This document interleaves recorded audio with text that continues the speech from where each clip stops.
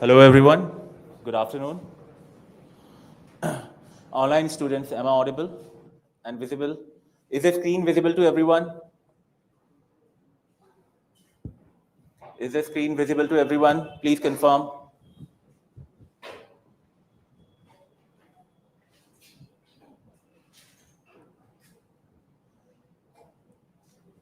Zoom. Okay, good. Okay, guys. So today, this session is open for everyone. Okay. So if you have any question, any queries, you can fill the form. And if you are a part of any mains program, or if you have been associated with any mains batch in 24-25, definitely you will get some discount. You can fill the form and given in the description box. And now, as far as the answer writing is concerned, many queries we have been receiving since yesterday about the answer writing. Many students are finding it difficult to think about the points, the structure of the answer. So my one simple advice is, even if you don't know, right, the exact answer of the question, at least try to uh, provide the framework in the answers, right? Don't try to write the best answers if you are not sure about the content. At least think about the structure, think about the demand, focus on the idea of introduction, the conclusion, right?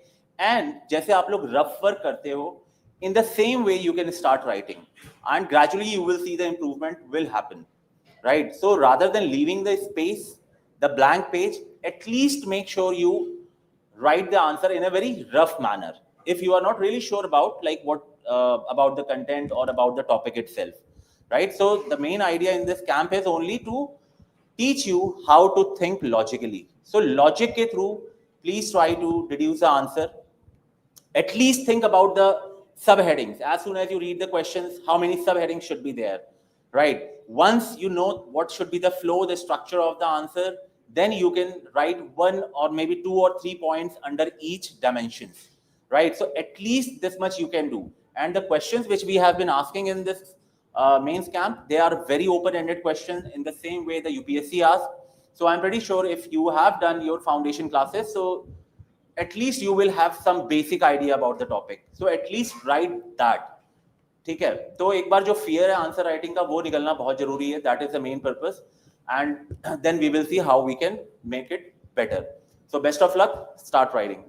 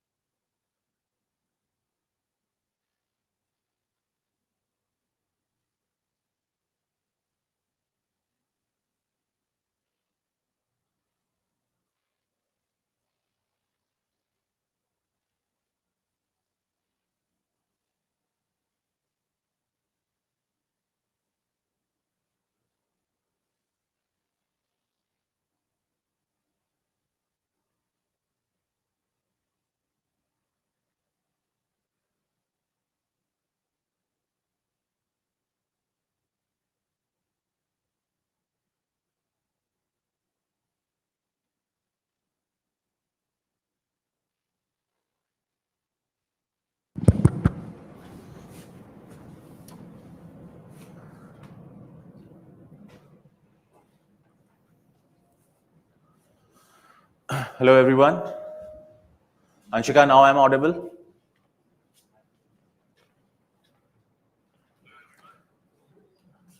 Please confirm if I'm audible and we are visible. Online students.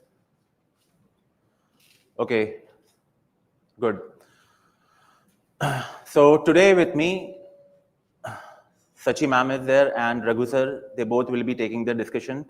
Sachi ma'am, you all know that she has secured 550 rank in 2024.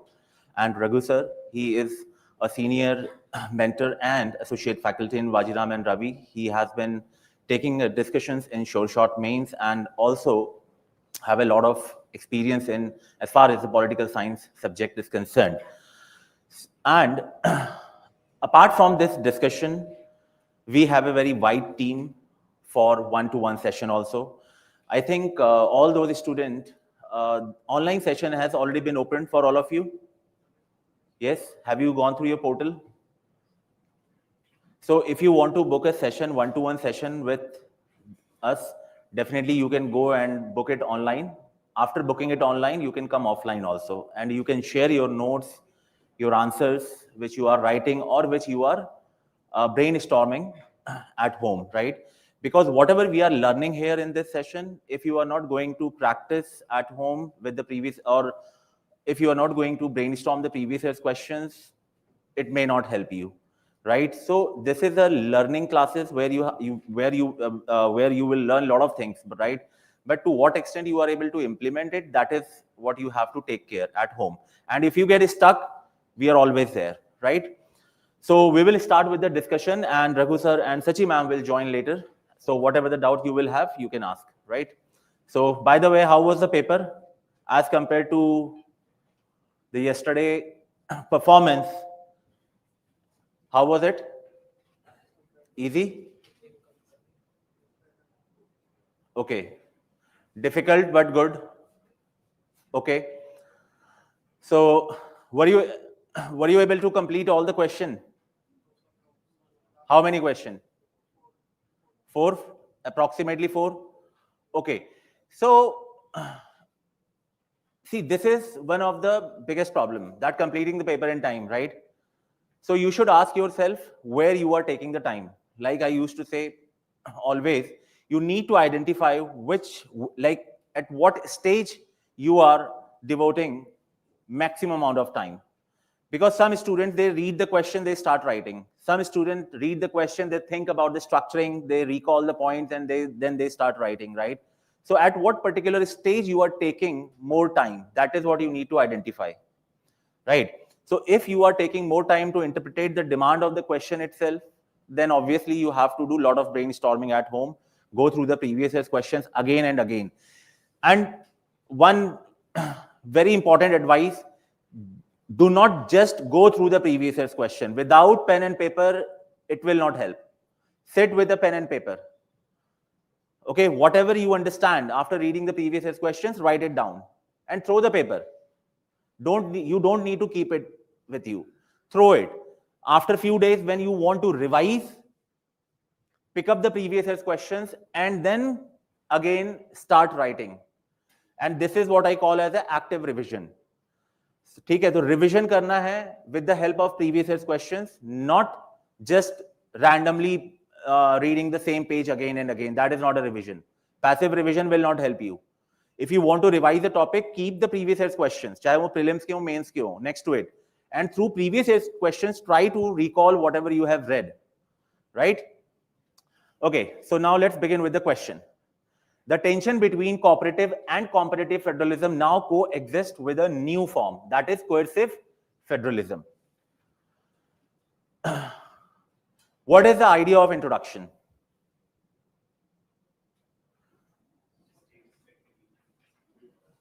Follow the steps which we have discussed yesterday. You need to ask yourself why this question is asked. Based on that, you will be able to write the introduction.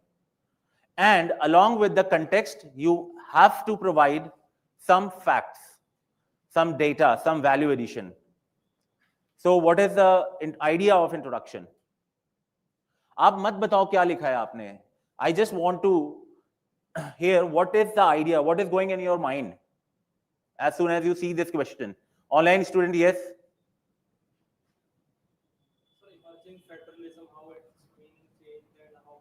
How the concept of federalism has been evolving in the nature, right? That is what you have to highlight. And since the tone of the question is negative, because the question says the tension between the cooperative and competitive federalism now coexist with a new form of coercive federalism. So the tone of the question is issue based, negative, right? So that is what you have to highlight. But what is the important fact which you can highlight in this? Any important value addition? See, value as far as center pausing funds for various schemes, Arunima, that's a very example is good. That is fine. Center not releasing funds, center state issues. Yes. So don't pick up just one very small issues and use it in the introduction.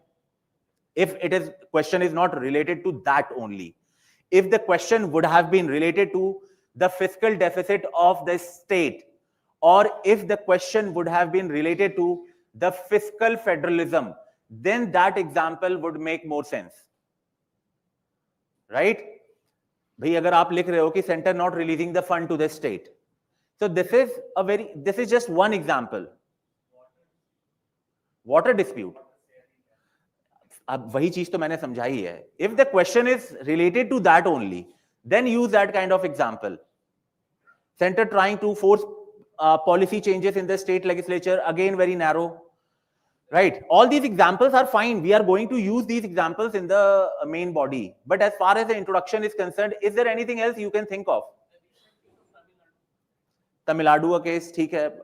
Governor withholding the bills, ठीक है. चलो देखो, the idea of simple the introduction is, first you need to highlight the evolving nature. First you can start the introduction with that, yes, the concept of federalism in India has been evolving, starting from cooperative to competitive and now coercive, right? Now as far as the coercive federalism is concerned, or coercive policies are concerned, you don't have to be very specific, but rather you need to think like in what aspects you can generate the point. किस angle में आपके mind में आ रहा है कि the coercive federalism के point generate हो सकते हैं.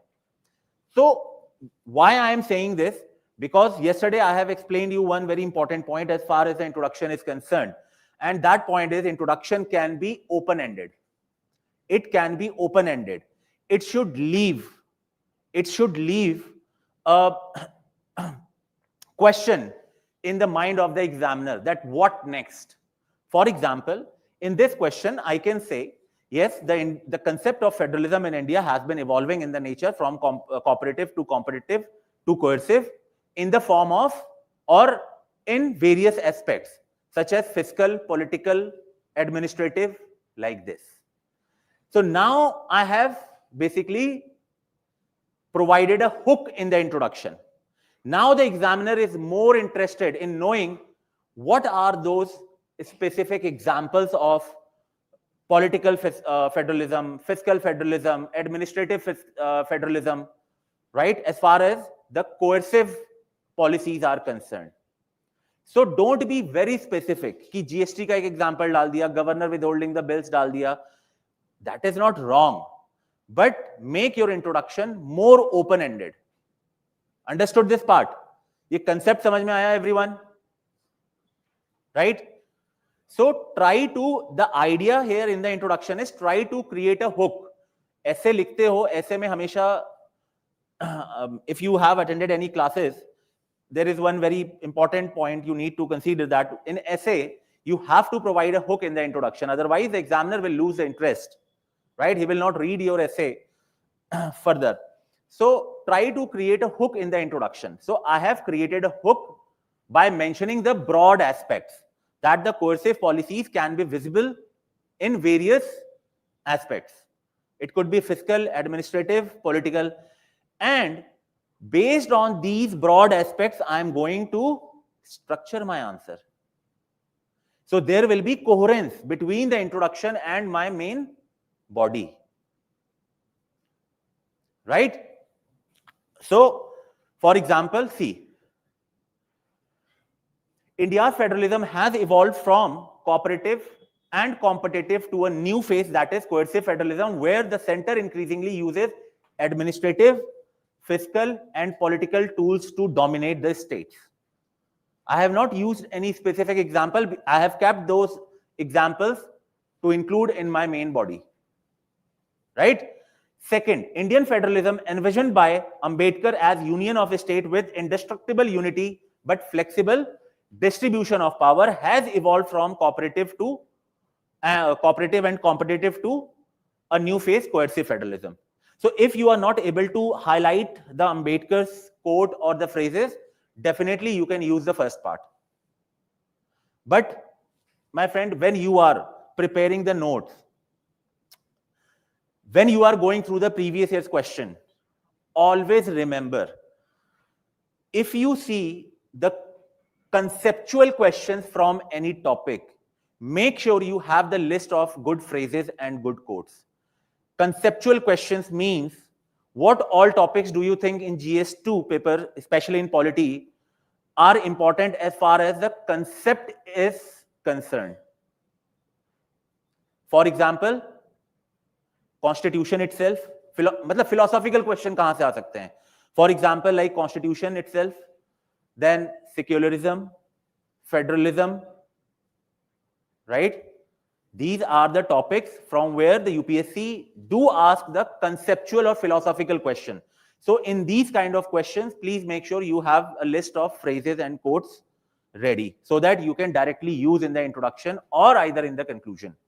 बाकी टॉपिक तो करंट अफेयर से रिलेटेड है, तो उनके लिए I am not saying you should be preparing the quotes और phrases for the introduction, but yes, for these topics which are philosophical in the nature, which are based on the concept, core concept, उसके ऊपर you can prepare, right? So this is the idea of introduction. Now as far as the core and non core demand of the question is concern, where I need to focus on in the answer, where I'm going to emphasize, tell me. How many subheadings you have in your answer?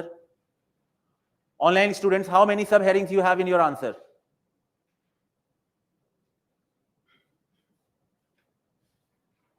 Tell me.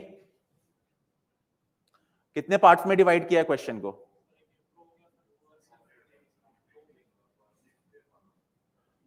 What? Okay, competitive federalism example, cooperative example, coercive example, and then way forward. Okay. Anukriti, you say 3 up to 3 up to 3. Up to 3 क्या होता है? Please mention what are the subheadings you have used.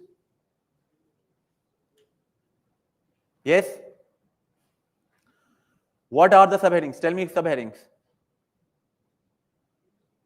क्या क्या सबहेडिंग्स use किए हैं? Cooperative federalism issues, then suggestions. Anukriti, okay. Instance showing the rise of coercive federalism, cooperative elements still continue, way forward. Okay. What else? See, it's a 10 marker question, right?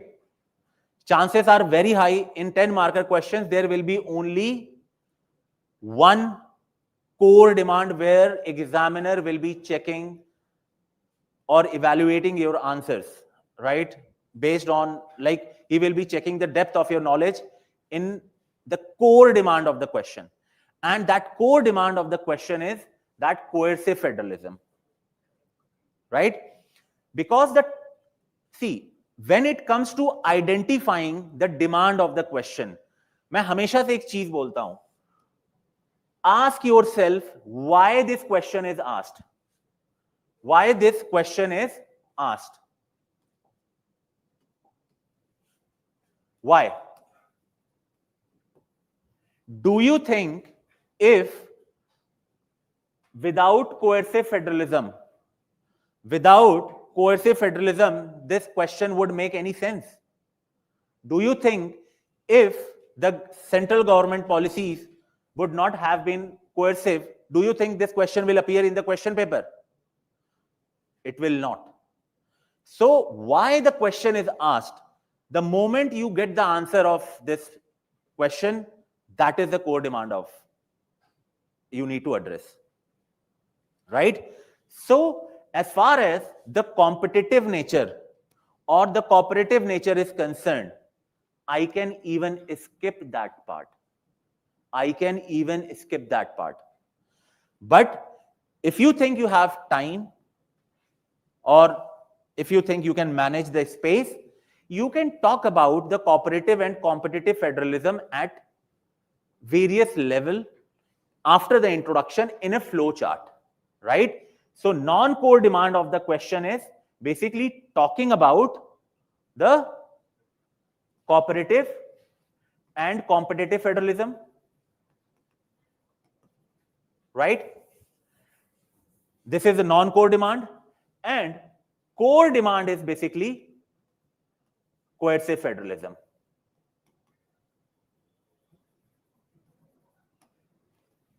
Right? So this is my core demand of the question, where I will be checking, or where I will be focusing more on in your answers.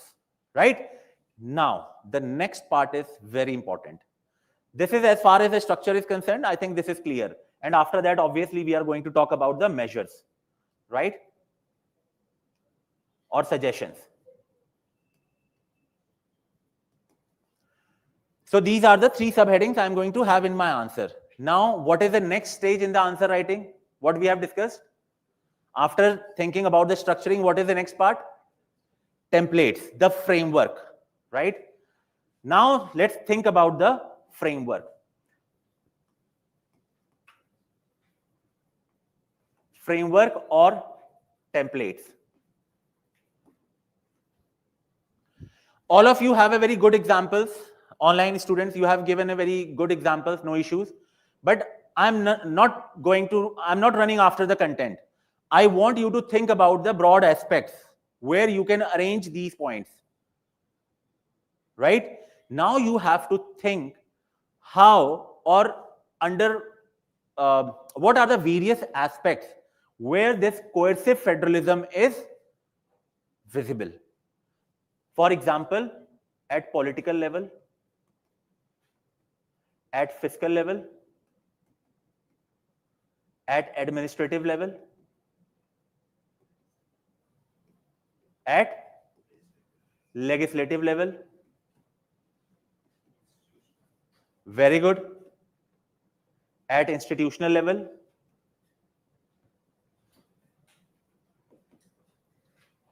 Right? Even at disaster level, but that will come under the administration. Right? Now, just tell me, when you know the idea of this, at political level, at fiscal level, at administrative level, now I think policy level, yes, Rahul, policy level. Now I think you can add the point. Do you have the example? See, cooperative, competitive, coercive. These are the three federalism we have talked about, right? Even can we talk about the technological also, right? Even we can talk about the technological also, resource federalism also. So these are the broad aspects of the federalism. Now, be it cooperative federalism, be it competitive federalism, be it coercive federalism, can I apply the same template to generate the points? I just need the examples. अब आप अपने आप से पूछो, इन तीन चीज के अलावा, is there any other questions you have seen in the previous year's question? Go through last 30-40 years of previous year's question. Trust me, you will not be able, you will not find a single question UPSC has asked beyond these three dimensions. Right?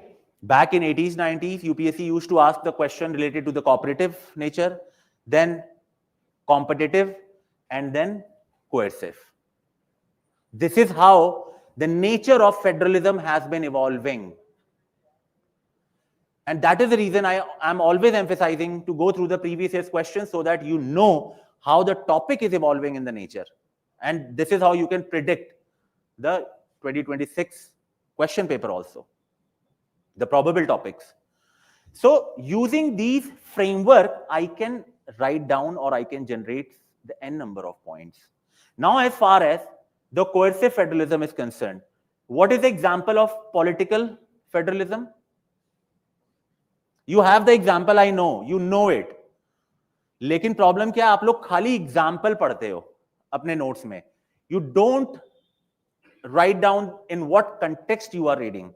That is the reason you are not able to recall it. What is the example of political federalism, which is coercive in the nature?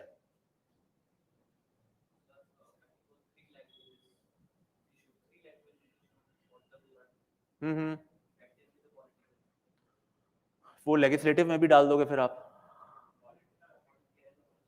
हाँ?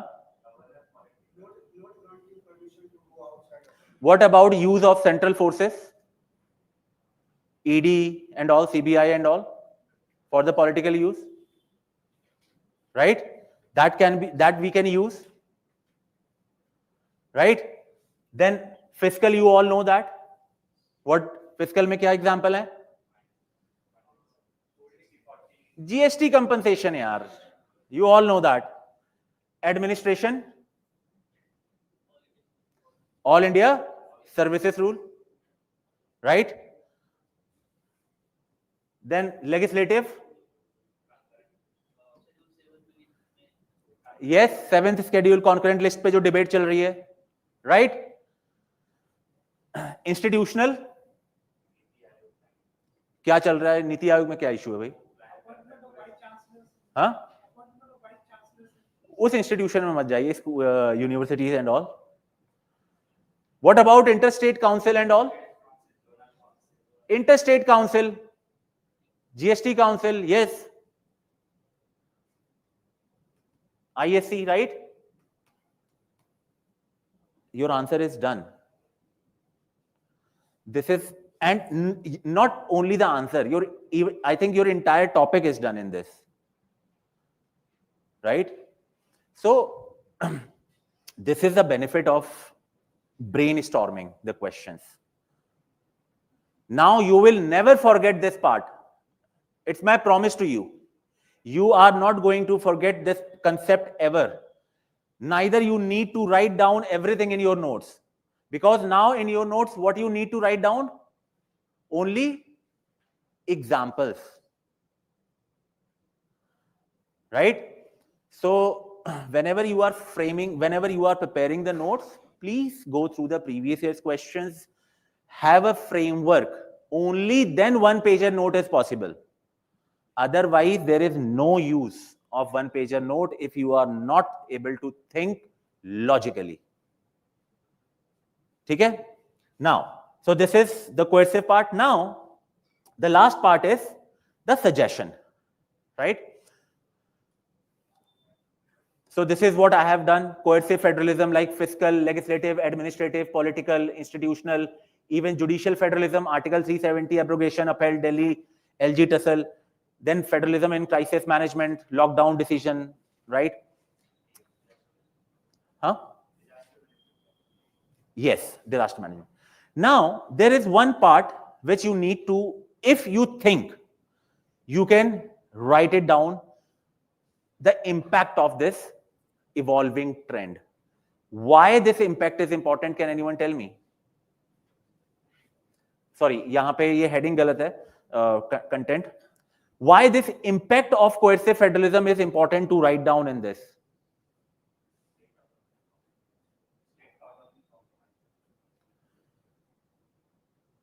नहीं, state का autonomy compromise हो रहा है, impact.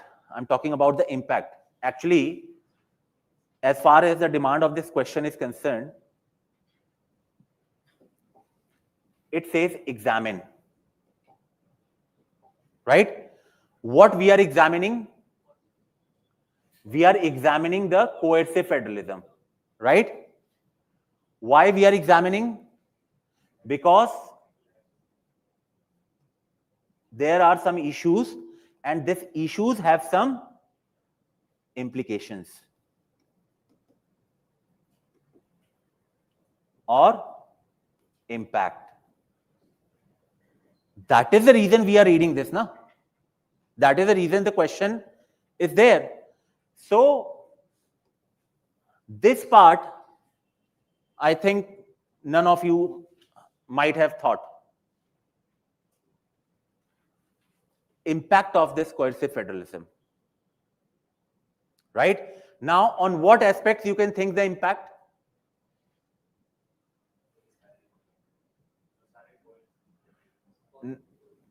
थोड़ा broadly सोचो. As far as the governance is concerned, from the governance point of view, you can think. As far as the policy formulation is concerned, right? As far as the welfare of the state is concerned, right? As far as your fundamental rights is concerned, right? What else? As far as participation का point कहां से आ जाएगा इसमें? As far as the development is concerned, right? So these, based on these broad structure or the framework, I can write down the impact. Right? So always remember, just listing down the issue is not enough. You have to talk about the impact also. What is the impact of this coercive federalism? Right? And this part I have seen in many copies. This particular aspect of your answer is always missing. हम लोग खाली issue लिख के suggestion दे देते हैं. भाई issue की वजह से कुछ इम्पैक्ट भी तो पड़ रहा है गवर्नेंस के ऊपर.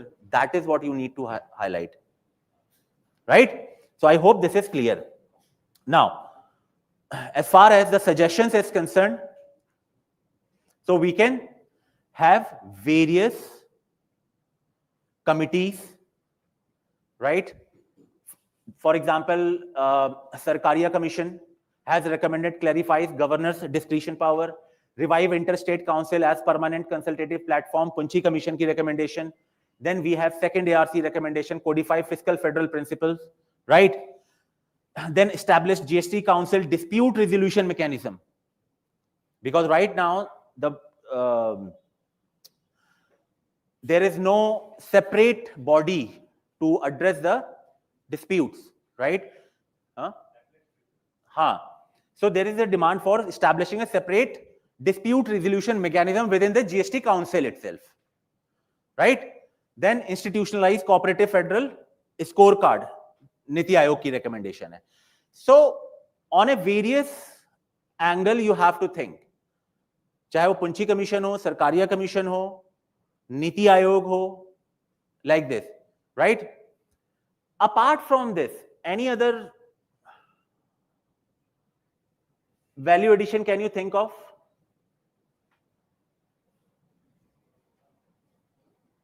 Yes? Any other value addition? किसी ने supreme court actual representative not concern for decision taken? No. Has anyone used the Supreme Court judgment? कौन सी?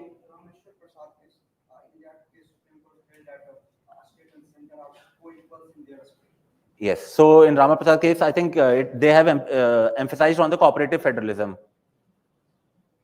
Cooperative federalism, right? So yes, we can use the Supreme Court judgment also, right? So that can be the part of suggestion also. Now the idea of conclusion, you can see. Federalism is not just a division of power, but a division of trust, justice, D.Y. Chandrachud. Or either you can use the quote, for example, Ek Bharat, Shresth Bharat must evolve into Sahkari Bharat, Shresth Bharat. Right? Unity through cooperation, not coercion. Or the third one is true cooperative federalism lies in the Team India spirit, where center and state are partners, not power rivals. So all these keywords you will find in the PIB. Right? So I'm giving you a hack whenever you are reading any topic. For example, especially in GS paper 3 and GS paper 2, governance के topic में, if you want the list, if you want to prepare the list of good keywords, PIB. If you want a good quotes on international relation, for example, you are preparing a note on India-US relation. India-US relation. Go and search India-US relation PIB. Just open 4 or 5 articles, you will get such keywords. Right? And obviously, PIB is the most authentic document. The website. You can always refer for any topic. You will learn something new, for sure. So this is the idea. Now, I hope this is clear. Chalo, second question. How far has the rise of one nation policies diluted the spirit of pluralistic federalism envisioned in the constitution? Right? How many of you were comfortable with this question? Not everyone. Why? What is the problem in this question? I'll tell you what was the problem. As soon as you read the question, how far has the rise of one nation policies diluted the spirit of pluralistic federalism envisioned in the constitution? Then you started thinking, maybe, I don't know what is in one nation policies. I have not read it. It's not there in my notes. यही हुआ होगा और क्या हुआ होगा कि notes में नहीं है तो मैं तो आंसर ही नहीं लिख पाऊंगा. Right? But I always emphasize on this part. Ask yourself what exactly the question is trying, or question demand is. What is the demand? In what context rather the question is asked?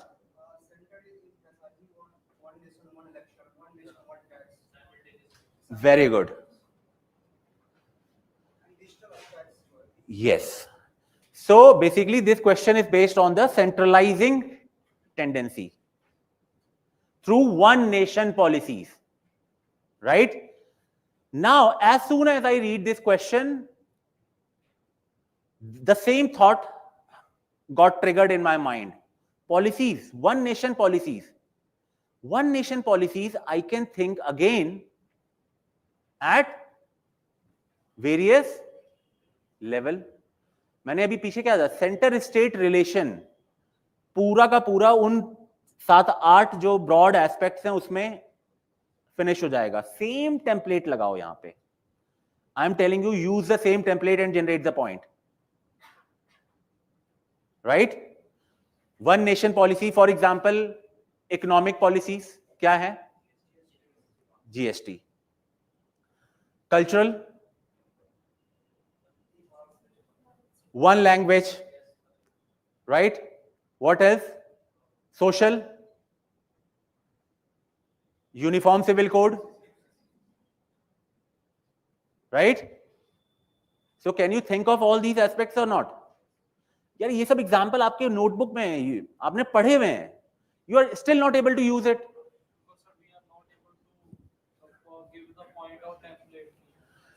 Templates होंगी नहीं. अच्छा, just tell me one thing.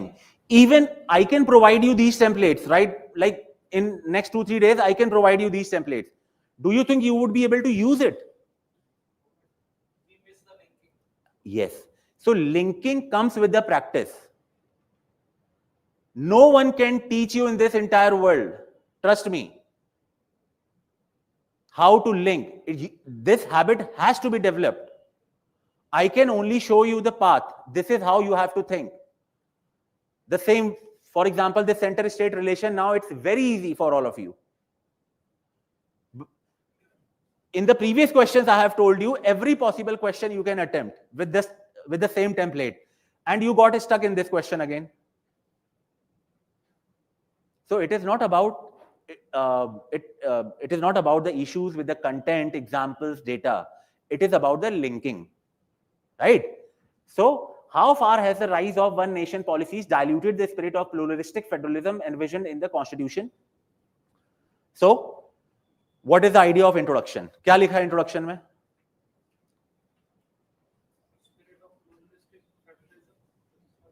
Mm-hmm.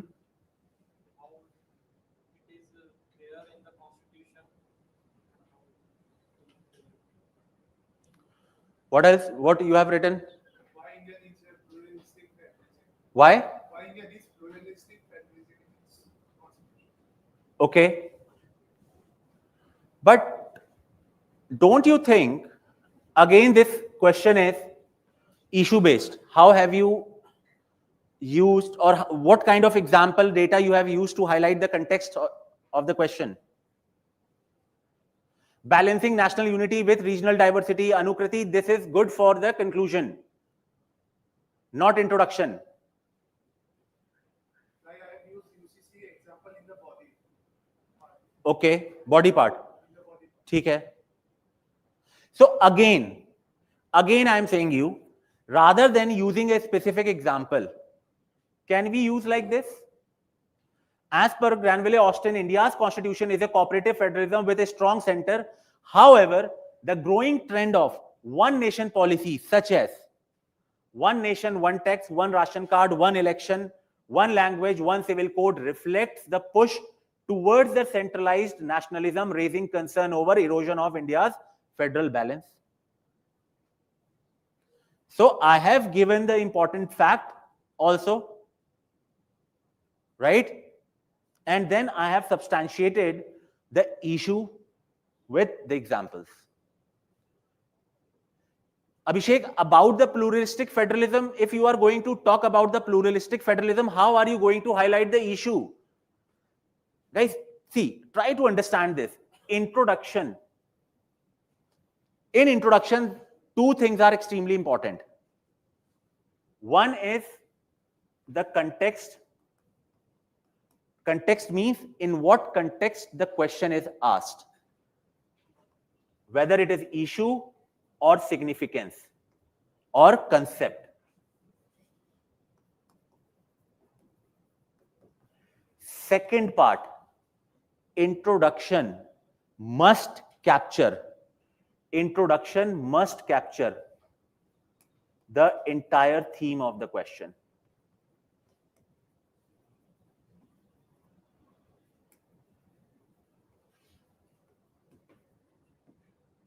What do you mean by this part?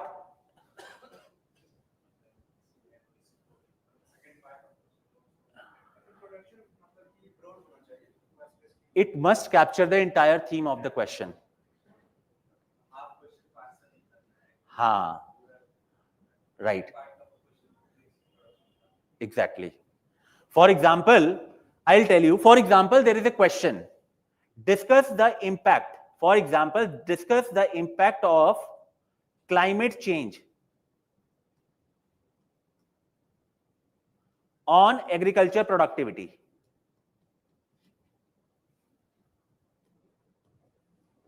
Right? Suppose this is a question. What you will write in the introduction? 99% of the student will write the contribution of agriculture sector in GDP. Right? यही लिखोगे 99.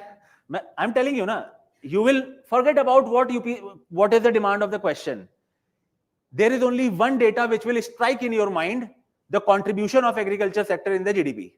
And that you will dump. And the examiner will dump you then. ठीक है? So, in this question, my introduction should capture the entire theme of the question. And to do that, what I need to do, I need to highlight the climate change as well as the agriculture productivity. Means I should have data for both. Many students will write only data related to the climate change or data related to the productivity. Agriculture productivity has been declining. But you need to understand there are so many factors responsible for the declining of the agriculture productivity. Climate change is not the sole reason. So how can you justify the data? So you should know, because of the climate change, how much is the decline in the agriculture productivity. That is the reason both the data is needed. Right?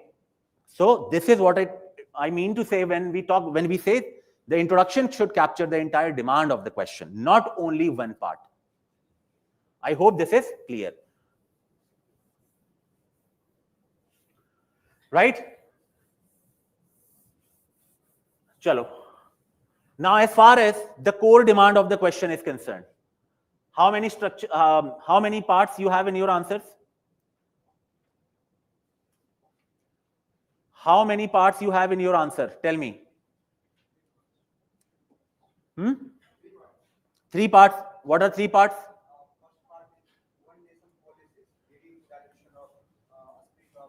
One nation policy. Okay.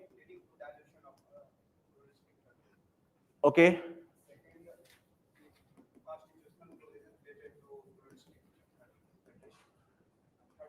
What? Constitutional?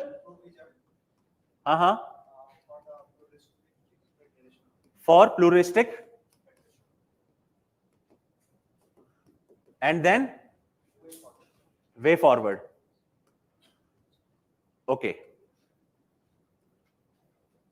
What did you miss? My friends, try to understand whenever you read the question. Yesterday I have already also explained. No. As far as the structuring of the answer is concerned, you have to focus on the 3 words. One is the statement of the question. One is the tail word of the question. And the last one is the keyword in the question. You have missed the tail word. What is the tail word? Question is how far? Now tell me what is the dimension I need to add here? Very good. How it is strengthening? How or what is the significance? What is the purpose of one nation policy? Bhai, kyun lekar aa rahe hain hum log one nation policy? There has to be some benefit, significance, right? So that part is missing. So ये 3 word हमेशा ध्यान में रखना. Statement, tail word and keyword. Right? So, because, see, as far as the statement and tail word is concerned, we get the broad structure in our answer. Broad structure means heading 1, heading 2, heading 3. How many subheading I should have? When I ask why this question is asked, I come to know what is my core demand of the question. So if this is my core demand of the question, how would I know? When I will ask why this question is asked. This will also answer what should be my introduction. Now, the third part is very important, that is keyword, which you need to identify. With the help of keyword, how keyword will help you? Keyword will help you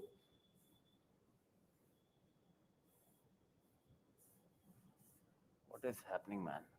Keyword will help you to generate the diversified points. So this is the advantage of having this thought process whenever you are brainstorming the previous year's question. इसको apply करना सीखो यार, and trust me, when the moment you will start practicing it, you will become habitual. You will start liking this process, and then you will be very comfortable with any question. Let any question come. I will be able to break down the demand. I will be able to structure my answer. That is, I know. You bring any question, right? Chalo. So in this question, the first part is obviously I'm going to talk about the one nation policies, right? And since the question tailword is how far, it's an opinion like critical tailword or critical question, I will also talk about the significance of one nation policy, right? And then I will give the suggestions. So, one nation policies. Again, at various level, can I think of? At political aspects, rise of one nation, one election idea curtails the political autonomy of the states. Legislative aspects, for example, national education policy, uniform civil code. Then fiscal aspects, one nation, one tax, GST. As far as administrative aspects, all India services deputation rules. Cultural aspects is concerned, promotion of one language, one cultural strains, linguistic and regional pluralism. Right? So these are my broad aspects.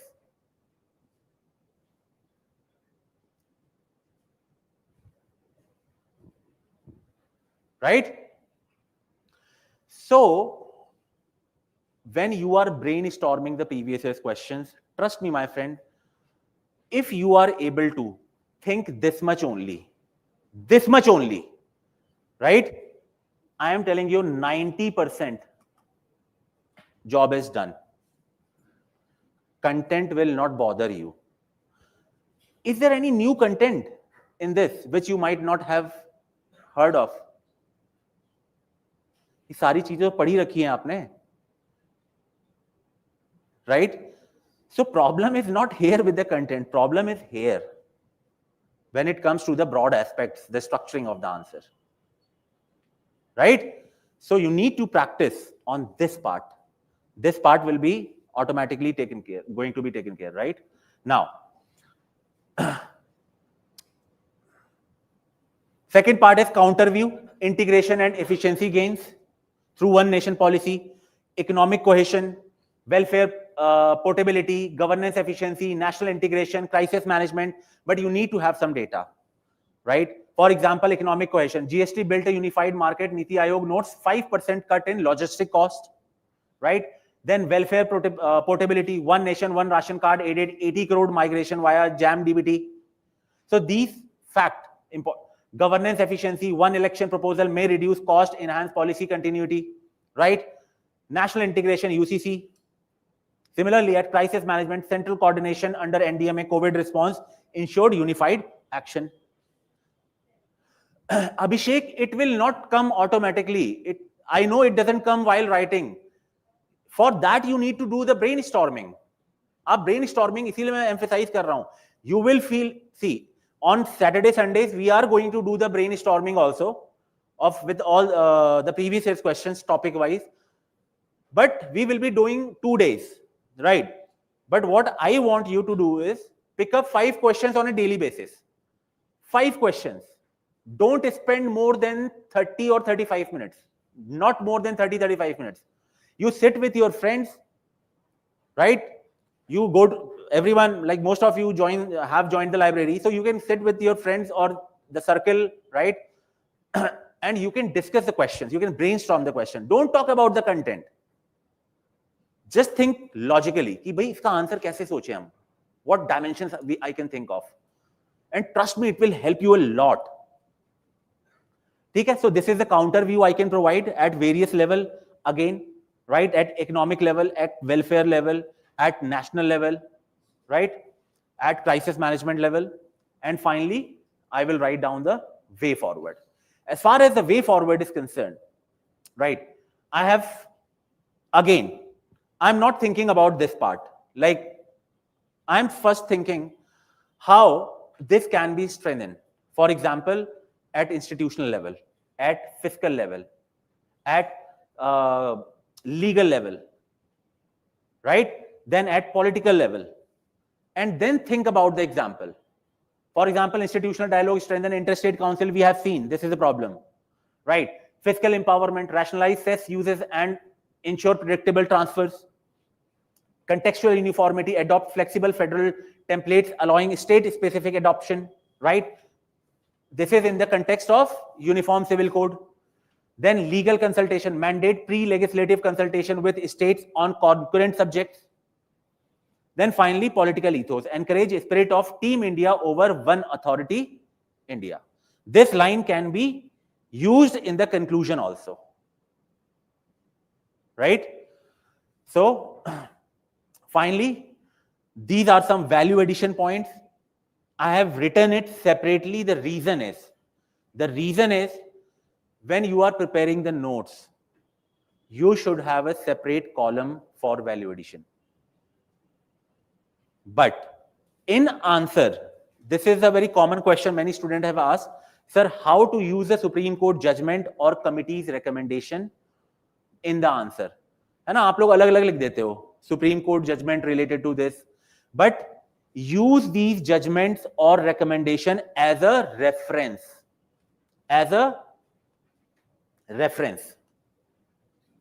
Use this as a reference.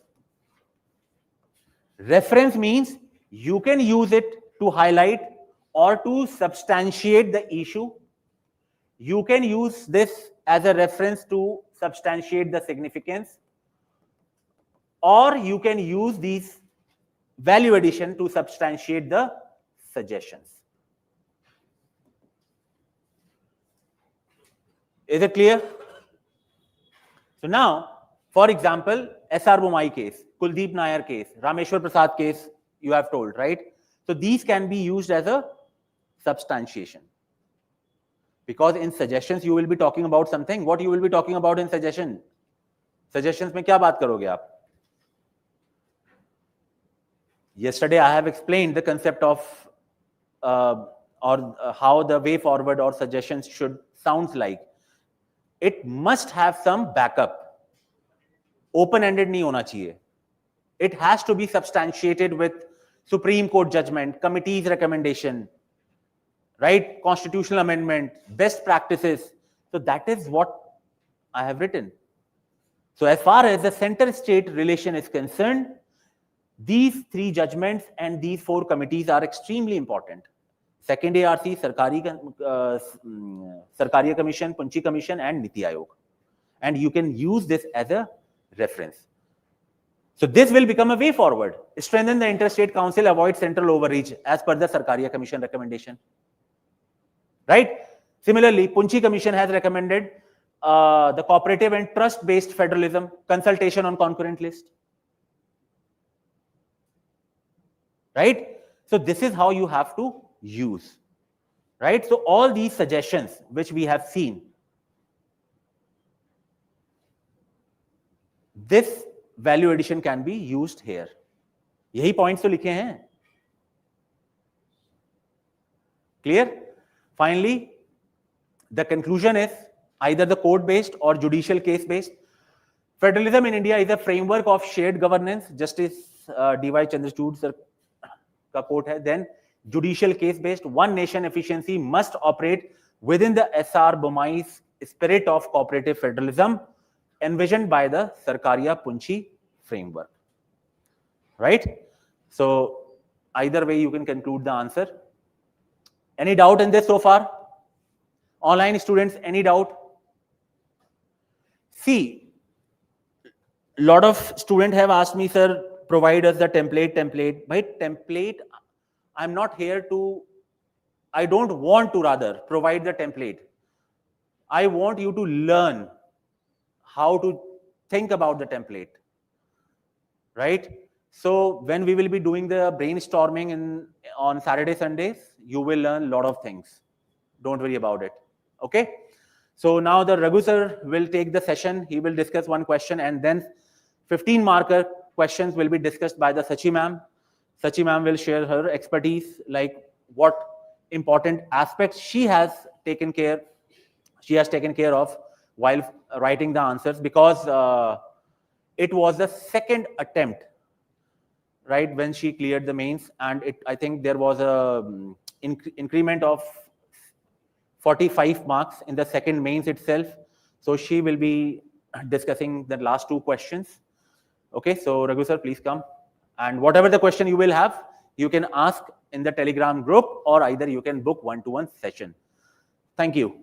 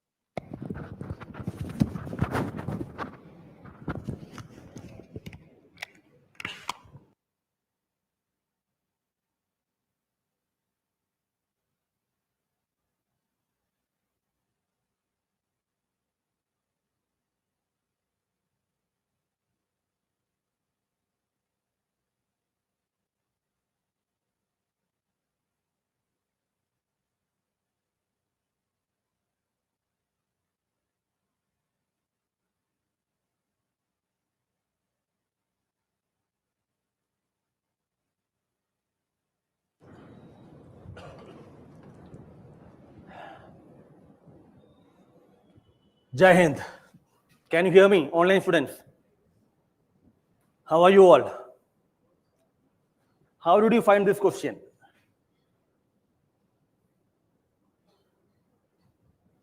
Can you see this question? How did you find this question?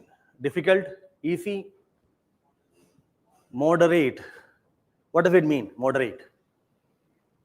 Moderate means between easy and difficult.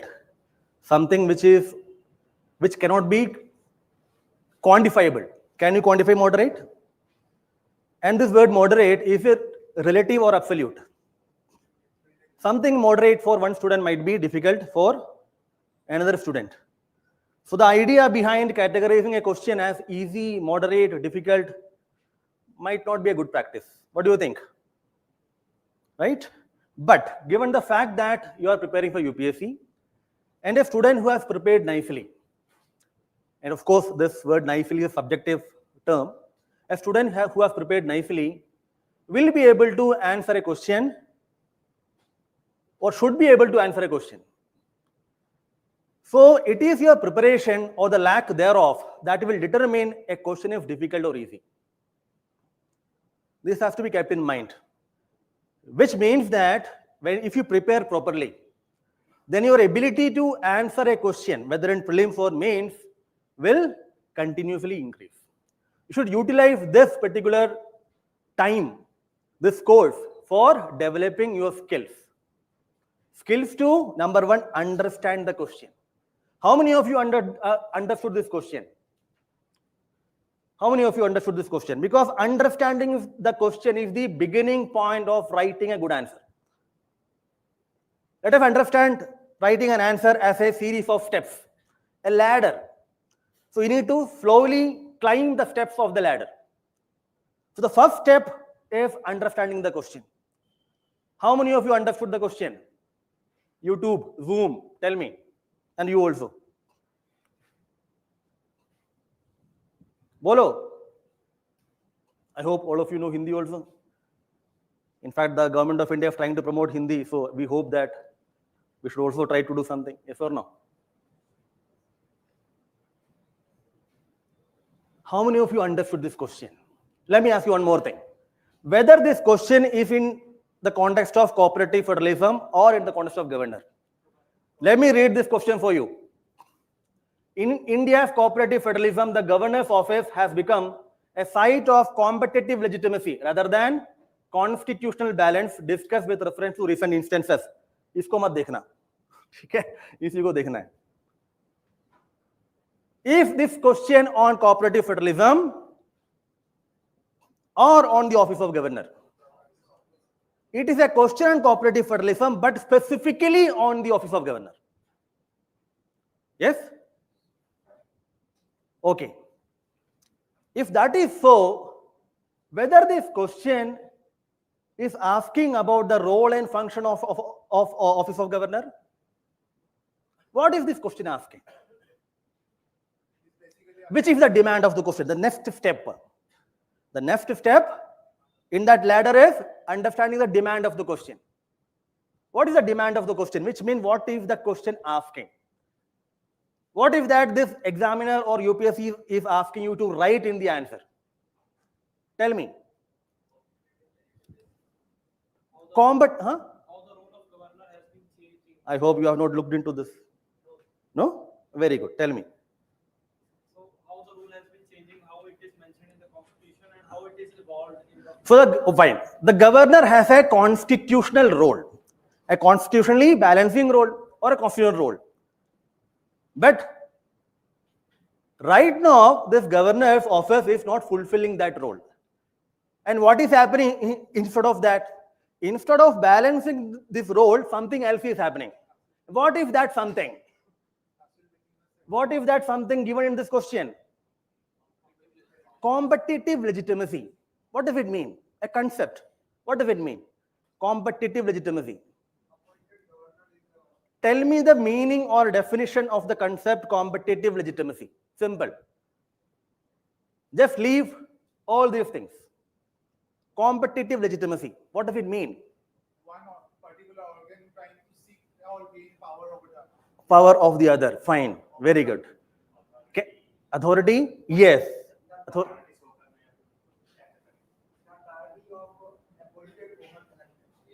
Fine, fine, fine. Anything else? Online student? Governor is trying to assert extra constitutional authority, but somebody is opposing. Competition requires at least two people. In general, on the one hand, the governor, which means you may call the union, and on the other, the state. Both the union through the governor and the state government are competing, fighting with each other to assert what? Legitimacy. What is the meaning of the word legitimacy? State governor competing, yes. What is the meaning of the word legitimacy? Authority. Legal authority or authority. Legitimacy. The governor says, I have the constitutional mandate. But on the other hand, the state government is saying, I have the democratic mandate. Because the state government or the state legislature for that matter is elected, while the governor is appointed. So both are trying to assert their authority. One is claiming that I have the constitutional mandate, including discretion. And on the other is saying, we have the popular mandate or democratic mandate. So the office of governor has become the arena of this competitive legitimacy. In other words, there is tension between office of governor and state government. Even though the terminology, competitive legitimacy, etc., you might find in questions, difficult terminology. But ultimately, it is talking about the tension or the tussle or conflict between the office of governor and the state government. Right? So this is the demand. You need to explain how this tussle is happening and see with reference to recent instances. So you need to take the recent instances, which are plenty, because the governors are doing so many good things, because of which we have good examples. Yes or no? There are no dearth of examples, because every governor is competing with each other. Right? Because everybody wants to become at least vice president. You know, one governor has become vice president. Two governors have become vice president, in fact. One wanted to become president, but could not become that. Right? But anyway, so we have plenty of examples. Good example or bad example that we need to show here? Huh? Bad.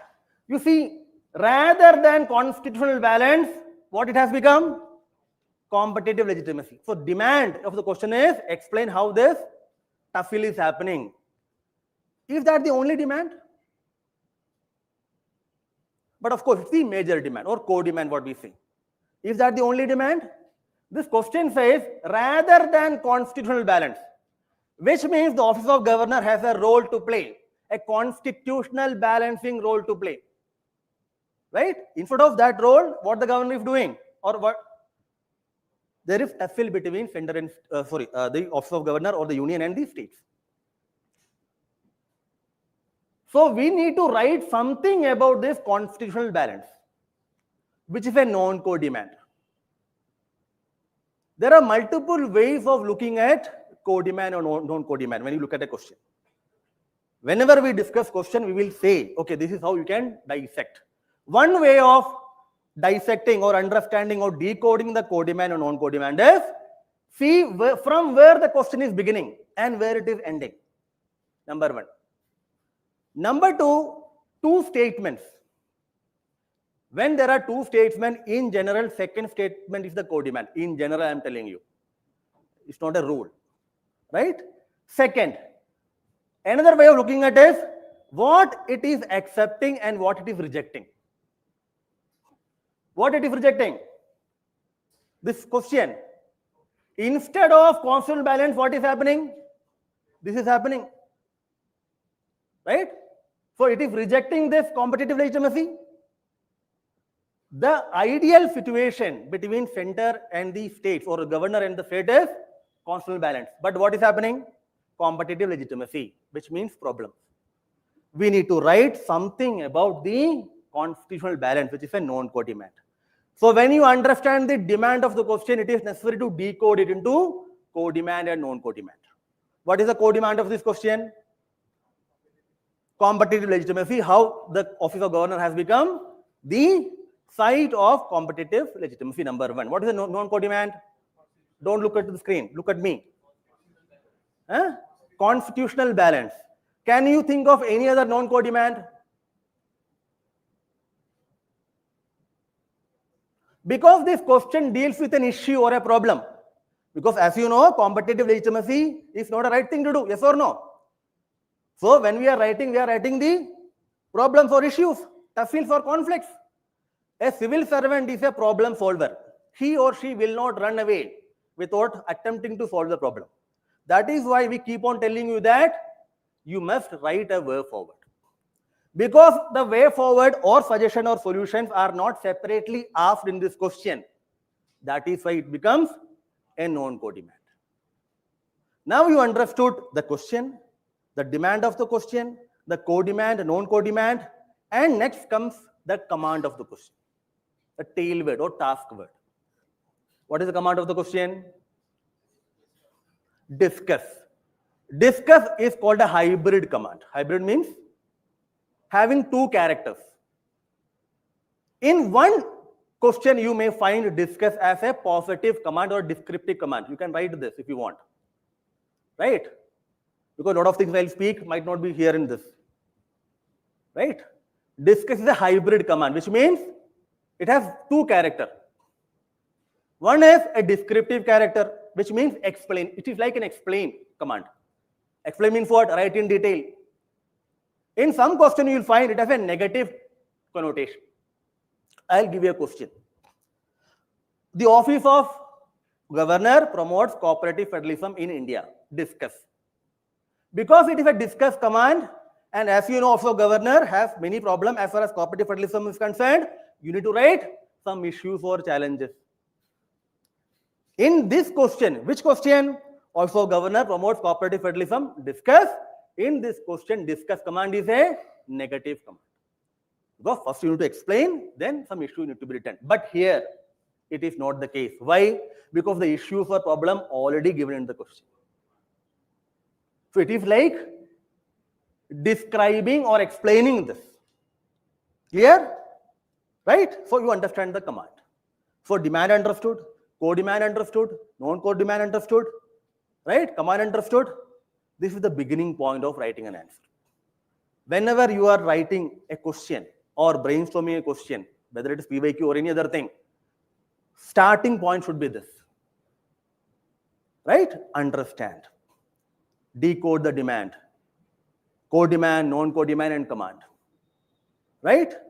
Then it becomes very easy. Clear? Now let us see the structure of this. As you know, any question has IBC structure. What is IBC? Insolvency Bankruptcy Code? No. Introduction, body, conclusion. Right? Very easy. Now, you must be worried about how to write introduction, how to write conclusion, etc., etc. Right? Should you be worried about that at this point in time? What if that you should focus on more? the body of the answer. Right? Of course, introduction and conclusion is necessary, fine. But at this point in time, you must focus on the main body of the answer. In the main body of the answer, we have in this question one co-demand, one non-co-demand, another one non-co-demand, and a conclusion. And of course, conclusion. See this. Now you can read. Syllabus mapping, center-state relation, governor's office, current development, right? Second, nature of question, as you rightly said, moderately difficult, although it is difficult to say whether it is moderately difficult or not, right? Command discuss, we discussed that. Co-demand, explain how Office of Governor has become a site of competitive legitimacy than constitutional balance by using recent developments. Non-co-demand 1, constitutional balancing role of governor. Non-co-demand 2, way forward. Then structure of the answer, introduction, body, conclusion. As far as the introduction is concerned, there are multiple ways of writing introduction. One way of writing introduction is conceptual based introduction. What is the concept here? Competitive legitimacy. So can you use the competitive legitimacy and then try to write an intro? Another way of writing is constitutional article. Governor. Another way of writing recent development. There are multiple ways of writing.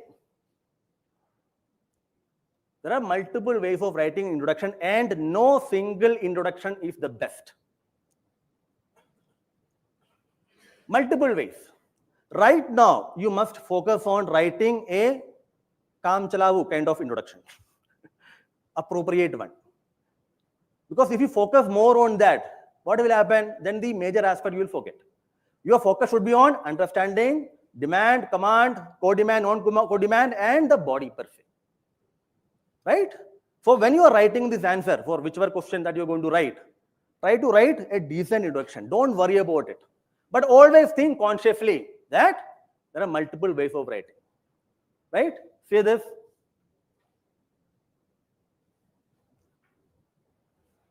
There has been rising competitive legitimacy between elected state governments claiming democratic mandate and governors invoking constitutional discretion, leading to political conduct and constitutional balance. Always remember, do not define the concept as such. Try to link with the theme of the question. What is the theme? Competitive legitimacy, which means contestation, competition is happening rather than balance. What we have taken here? Competitive legitimacy between state government and governor. One claim, democratic mandate. Who's claiming democratic mandate? State government. But who's claiming discretion? What is the meaning of the word discretion? Tell me fast. Online students, please write it. Discretion. In the context of governor, parliament democracy. Not the general definition of discretion. Yes? Having the final say over something. No. Absolutely. Yes. Acting without the aid and advice of the council of minister is the meaning of discretion or discretionary power in the constitution as far as governor is concerned. Right? Anyway. So, who has the discretion here? The governor claims. Or you can write recent judicial intervention in the Tamil Nadu governor case have once again highlighted the challenges in governor-state relations, raising concern for India's federal framework. So, just writing that judgment or the case is not enough. Link it, mold it, articulate it. Will work according to his conscience. Do you think governors have conscience in this country? Huh? And this is a clear example how conscience can be wrong if governors have conscience. Yes or no? Why not, sir? I'll answer that question later. So, you understood this? So, this is recent judgment Tamil Nadu. Yes or no? Third one, article based. The Constitution through Article 153 to 152 envisage governor as the constitutional head of the state and a link between union and the states. However, recent trends show this office increasingly becoming an arena of political contestation for legitimacy rather than a force of balance. Whichever type you are using, try to link it with the theme of the question. There are also multiple other ways of writing. We'll discuss that in the upcoming questions. Now you understood how it can be made. Now come to the body part. Now, one way of writing this UPSC answer is, as you remember, or as you must have seen the topper's copy, it is like heading and points, heading and points, heading and points. Right? So that is something, that is a structure that is being rewarded. So let us follow that. Yes? So heading in the body. What will be the heading? The co-demand and non-co-demand will be the heading. So when you understand the co-demand and non-co-demand, then automatically you can make the heading of the answer. Very easy. Right? Now tell me, should we write the co-demand first or the non-co-demand one first? What is non-co-demand one? Constitutional balancing role. What should be written first? Bolo. Constitutional balance. Yes. Why?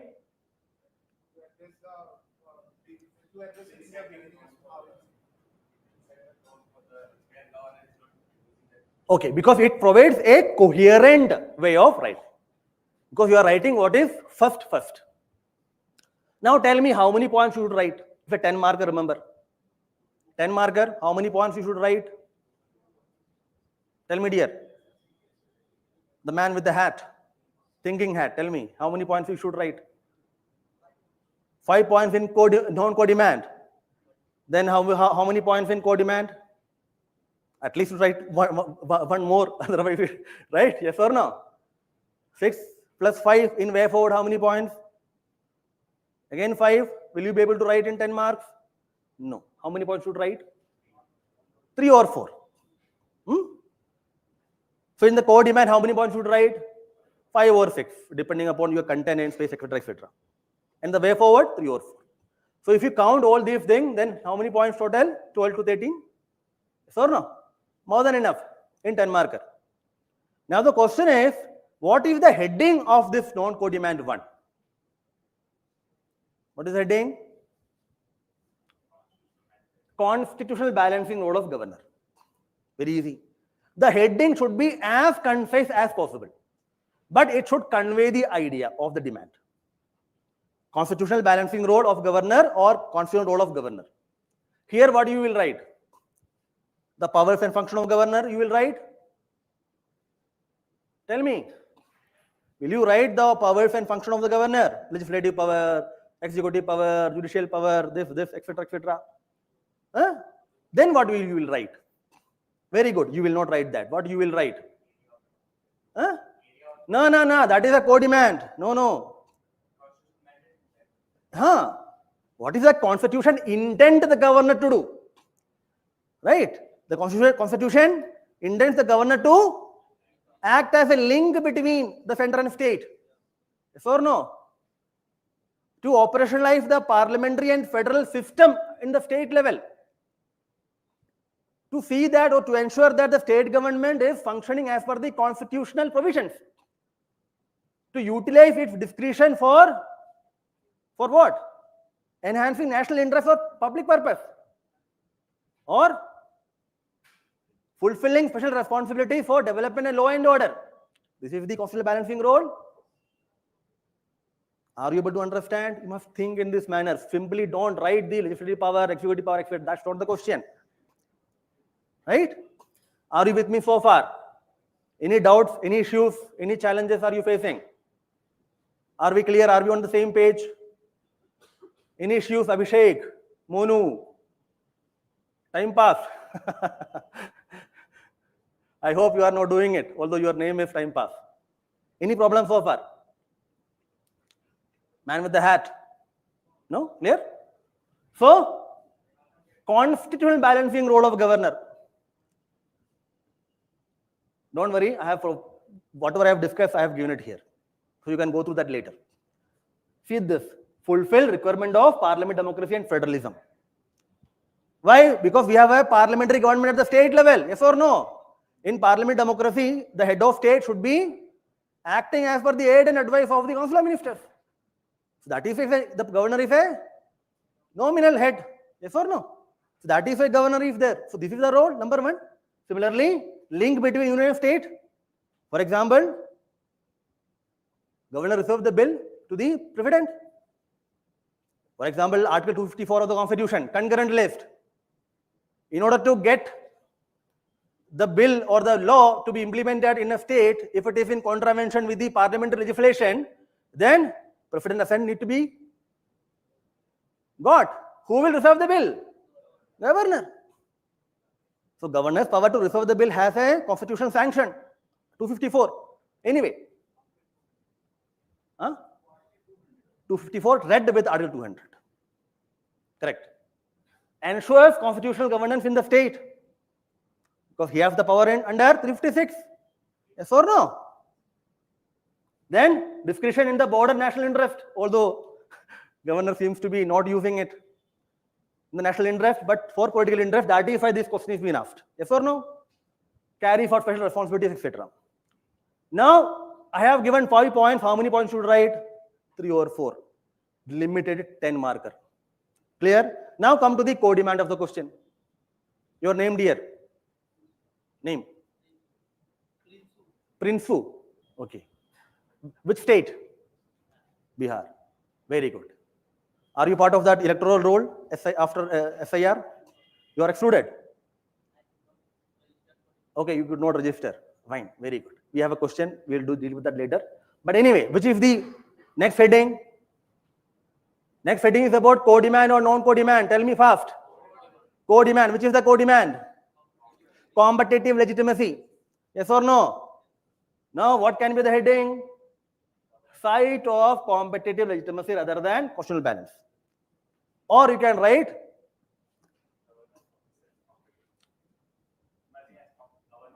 emerging as center for competitive legitimacy.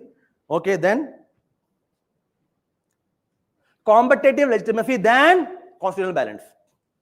As concise as possible, but it should convey the meaning and essence.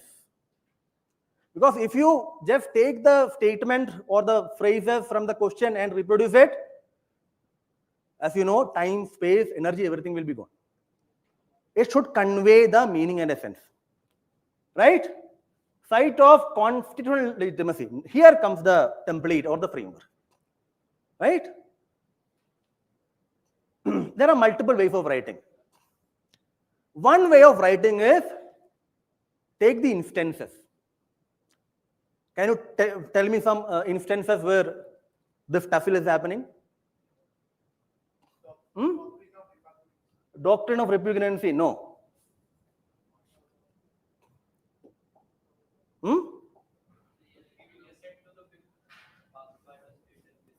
Okay, assent to the bill. Then, can you see this? Then, okay, so government formation. Okay, fine. Then, tell me fast, you know, think. Misuse of 356, I would write at the last because the instances have been not following the recommendation of Council of Ministers would mean, okay, you mean to say that Article 153 with discretionary power. Then appointing vice chancellor, very good. Vice chancellors, which means governor has the chancellorship. Okay, next. Interference in administration. Yes? So I am writing is administration or administrative interference. Then, or bhi hai, bolo.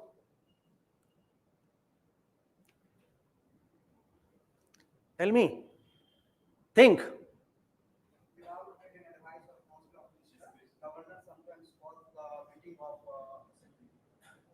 Okay, you mean to say that governor did not summon the assembly, right? It happened in Punjab. So summoning of the assembly, one area you can add. ordering the floor test. Okay, so that will cover here government formation broadly.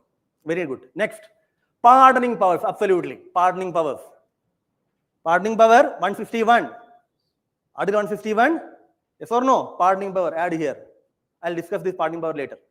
Then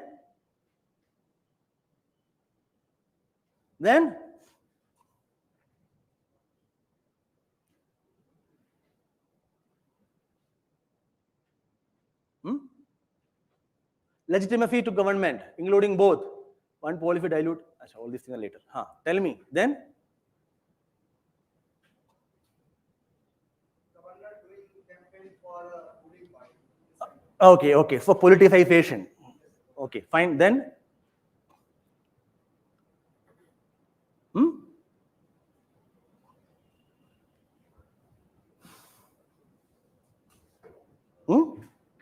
think. Article 164 of the Constitution. Some governors ordinance. Very good. 213. Kerala Governor the then Kerala Governor Muhammad Arif Khan refused to sign many ordinance. So 213. Yes. Then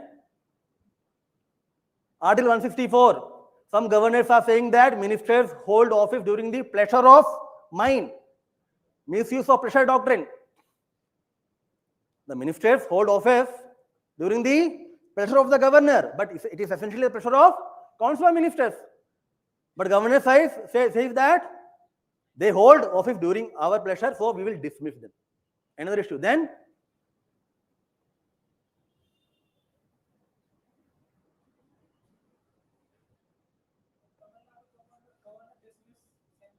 Sendil Balaji pressure doctrine, yes. 154, you can use it.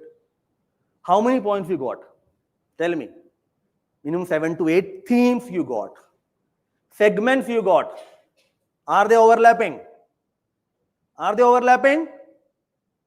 Are these points overlapping? Yes or no? No. Right? Who developed these points? You. How? Thinking. Right? So when you think in this manner, you will be able to develop points. How many points we should write? 5 or 6. So one way of writing this body is developing this framework, theme-based framework.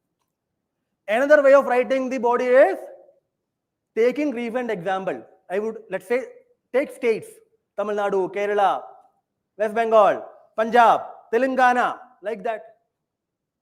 Take states and write. Another way is taking articles of the Constitution. Taking article of Constitution.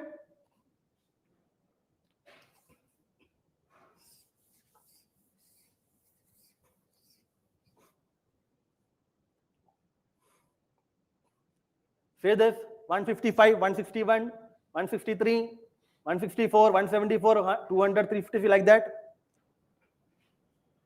But another way of writing this is taking a broad framework. What is that?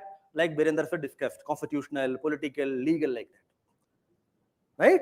So you say this, constitutional, legal, political, administrative, judicial. How many macro perspective or macro framework?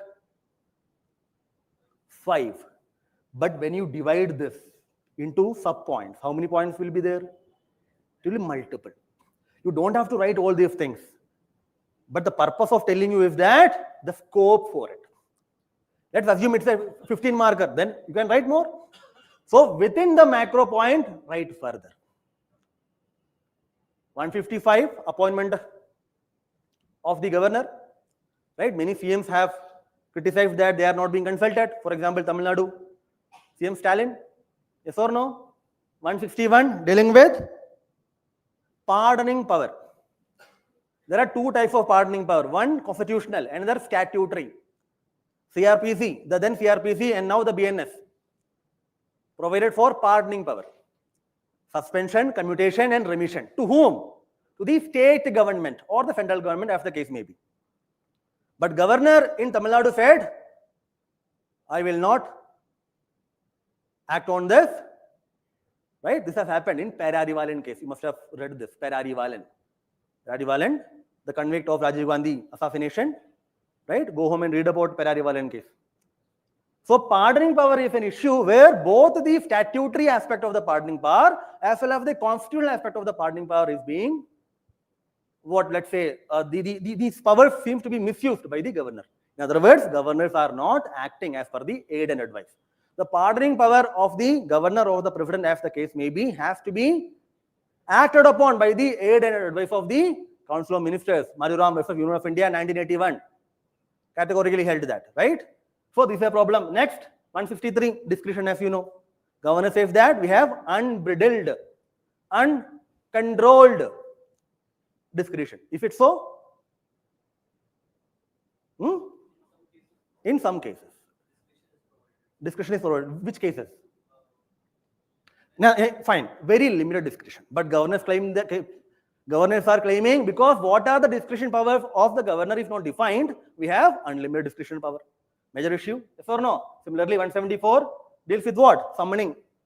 Punjab, 200, as you know, Tamil Nadu case, 356. Of late, the instances are very much less. Still, there are challenges. Legal chancellorship of governor, as you know, many state governments or state legislatures have passed legislations. Many legislation provide the chancellorship power to the governor. Now, because governors are the chancellors, governors will control the appointments and various other personal management and even the day-to-day operations of the universities. This arrangement worked well, maybe before 10 years, but it is not working well right now. Because education institutions have become the arena of political contestation and ideological competition. So many state governments, through their legislature, want to remove this governor from chancellor. Now, how the bill will become law? The bill requires the assent of the governor. Will the governor assent to it? Because if he or she assents to it, then what will happen? His control or power or authority would become less. Another issue, yes or no? Similarly, clemency powers under statute, which I already discussed under BNS, right? Political, governance and CM conflicts, every single day you'll find that. Yes or no? Then administrative, somebody has rightly said, interference in state administration. The governors are calling the DGP and Chief Secretary. Batao, kya chal raha hai? Then DGP and Chief Secretary saying, sir, this is not your domain because we are responsible to the elected government. But the governors are not willing to listen. One good governor in West Bengal has opened a grievance cell and an anti-corruption cell in governor's office. Is it the job of the governor? No. Good example for this competitive legitimacy. Right? Then, judicial, as you know, courts have become the forum where the union state or the governor state battles are being fought. Multiple examples are there. Right? As you rightly mentioned, Rameshwar Prasad, Nabam Rebia, right? Then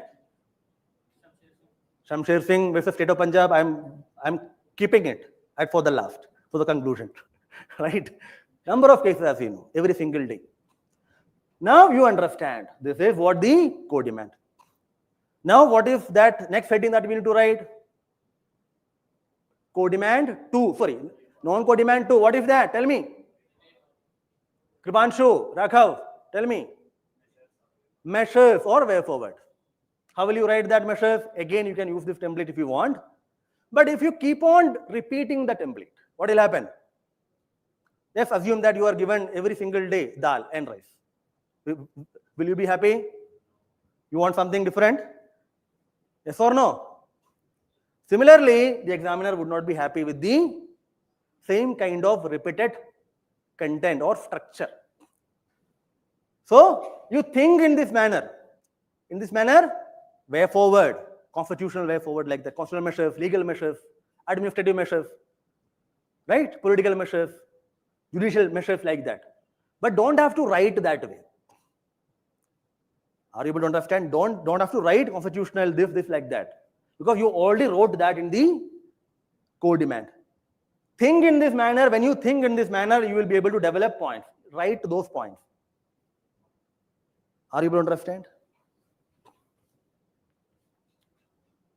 You see, either use this framework, constitutional, political, democratic, etc., or use this theme-based framework if you want. What is the most important thing that need to be addressed as far as this competitive legitimacy? To address this competitive legitimacy and to make the office of governor as the true link between the state and the sender, what needs to be done? What is the beginning point? What is the first step? पहला step क्या है? Appointment. Absolutely. The root cause is that. Right? Next. Not only appointment, security of tenure. Now the governor does not have security of tenure because governor hold office during the pleasure of the president, which essentially means pleasure of Modi ji. Yes or no? Right? No security of tenure. Lack of security of tenure is a critical problem affecting institutional independence, whether it is governor or ECI or other ECs for that matter, right, etc., etc. Then strengthening federal institutions. You see, many of the problems between governors and state are actually what? Political problem. You'll find that governors in states ruled by the same party as that of the central government, you hardly find any problem. Which means majorly this center state or governor state problems are, or this competitive legitimacy are political problem. We have a political institution, a constitutional institution called interstate council. So if it works properly, then many of these issues can be addressed. Your way forward or suggestion should be linked with the challenges or issues that you highlighted. What are the challenges, issues? It should be linked with that. Number one. When you know the challenges or issues, it becomes very easy to write the way forward or solutions. Right? Next is, state should be more accommodative. You don't simply write governors ko ye karna chahiye, wo karna chahiye. No. Also include states. Don't think that states are constitutionally correct and only governors are creating problem. No. Although it might be. I'm tempted to take that view, but that's not the correct view. So we should also say that state also should be more accommodative. If governors are asking, मुझे बताओ क्या चल रहा है, the CM and the minister should go and tell. Yes or no? Right? So the state should also be more accommodative. Right? And not see the governor as enemies or from an hostile perspective. Right? Then governor's manual, some suggestion is there. It's simply that there are multiple committees and commissions. They have kept on writing, ye karna chahiye, wo karna chahiye, all those things. And multiple judgments are there. So a compilation of these judgments and this committee recommendation should be made and should be given to governor. Because the governor do not know what is the right thing to do. So if you compile this and give, so governor will come to know, okay, I should do this, etc., I should not do, etc. It's like a do's and don'ts. Right? But we know that how it will work. Judicial scrutiny. Of course, it is there, but should be more proactive, right, to address this problem. Then, popular rejection. What does it mean, popular rejection? There should be a political culture, a popular democratic movement to reject such unhealthy, immoral, unethical practices. Whether common people are concerned about this competitive legitimacy, we are concerned because we have to learn and teach, yes or no? Hence, this problem would not become an issue in the electoral arena. Yes or no? This should change. There should be popular rejection. Development of a participative civic popular culture should be there. Then only such unhealthy, unethical practices can be addressed. This is true for all the other problems that we are witnessing, many of them, right? How many points? Multiple points. How many should write? 3 or 4. You can write more if you want, but write in a limited content. Right? Now you understood the structure. Now the question is about 5 more minutes. Conclusion. Any doubts so far? Any issues? Any doubts? Any challenges? Any problems? Any limitations? Are you able to understand how to go about it? Any problem? Online students? Conclusion. Multiple ways of writing conclusion. One type of conclusion is summarizing entire argument. which is not appropriate as such. Second is using judgment of the court, case law. Right? अरे खत्म नहीं हुआ है, thank you. 2 more minutes. तंग आ गया मतलब. I will use a case law, not case law, the statement of the court. What is the statement in Shamsher Singh State of Punjab? As the Supreme Court rightly observed in Shamsher Singh State of Punjab 1974, it is not the Potomac, but Thames that fertilizes the flow of Yamuna. क्या मतलब है इसका? इसमें नहीं है. This is not here. It is here. It is not the Potomac, but the Thames that fertilizes the flow of Yamuna. This spirit should guide the governor as well as the states in furthering cooperative federalism. Don't simply write the judgment or the statement linked with the context of the question. Potomac means what? Potomac is the river that runs along the White House, indicating the preferential form of government. Thames means what? Thames runs along the Westminster, indicating parliamentary form of government. We have parliamentary form of government or preferential form of government. Parliamentary form of government. So in parliamentary form of government, the president or the governor, as the case may be, who are nominal head, should act as per the aid and advice of the council of ministers, except in specified, exceptional and well-known circumstances. This is the judgment. So judgment can be used, or any committee, commission recommendation you may use, right? Or you can use what? Another way of writing, some keywords, as this Birendra sir rightly mentioned. Keyword. What kind of keyword we can use here? Linchpin. Just having keyword is not enough. Articulation of that word or keyword into a sentence is necessary. Because the question deals with cooperative federalism, we can use that. Effective cooperative federalism requires not only constitutional provisions but institutional activation. Hence, both the governors and the state government should work on the basis of harmonious federalism and triple chain of accountability. What is triple chain of accountability? Anybody? Triple chain? Triple means what? 3. Chain. Accountability. People elect their representative, which becomes the legislature. Legislature provides for the executive. Hence, this accountability system is completed. Where is the governor here in this accountability? Peripheral role. Yes or no? So, elected government should have primacy. Yes or no? So, triple chain of accountability would mean the elected government should have primacy in governing the country other than the appointed or nominated governor, whose role is very much limited. Right? So, this is how it is. Anything else you want to ask, you can. Otherwise, I'll hand over to Sachi ma'am. She will come and discuss other questions. Anything else? Anything? Okay, then thank you so much. All the best. Take care. Jai Hind.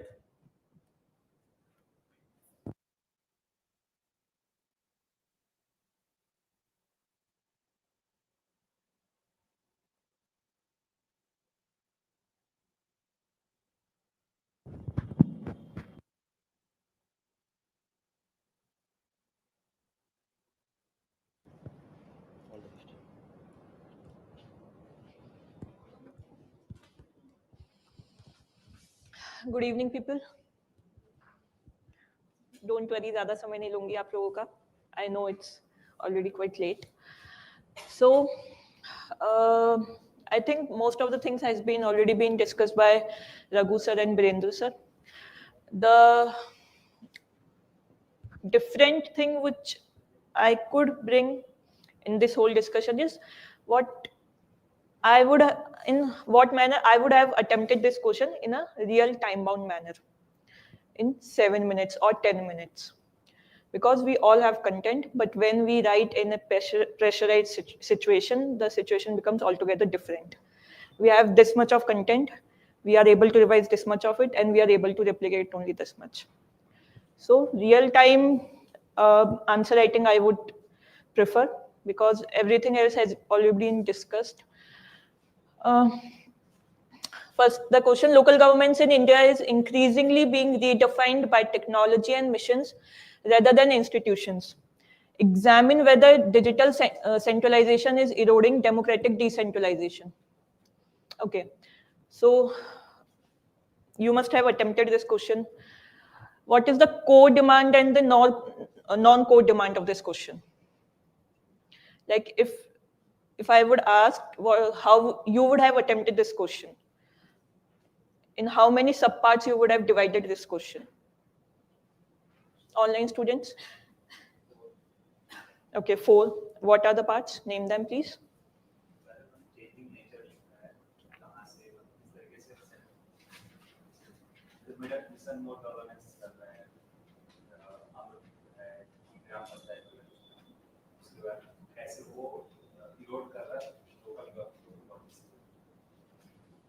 I'm asking the headings. You are giving me the examples.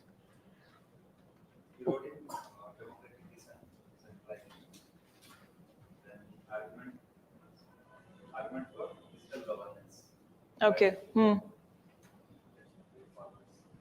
Okay. So firstly, local governance in India is increasingly being redefined by technology and missions rather than institutions. This is the non-core demand, but it has to be attempted.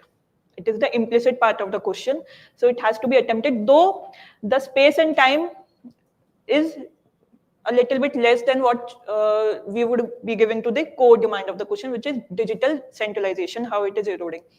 So firstly, local governments in India, the first thing which I learned in my second mains, which helped me clear this exam, is divide the question in as many parts as you can. Make headings and write points. Straight away, this is the funda, which I have discovered. Divide the question in as many, and address each and every part of the question. Like, local governance in India is increasingly being redefined by technology and missions rather than institutions. Now, think of the points that what were the technological interventions which were made in local governance. What were the missions specifically designed for the local governance? And then think how the institutions, the local institutions, Panchayati Raj institutions, urban local bodies, how the mandate of them is reduced because of this technological intervention. So this is the non-core demand, but you have to address it, attempt it. And then comes the second part, which is the core demand, digital centralization. Getting my point? So, understanding the question कि question का basic फंडा क्या है, root cause क्या है.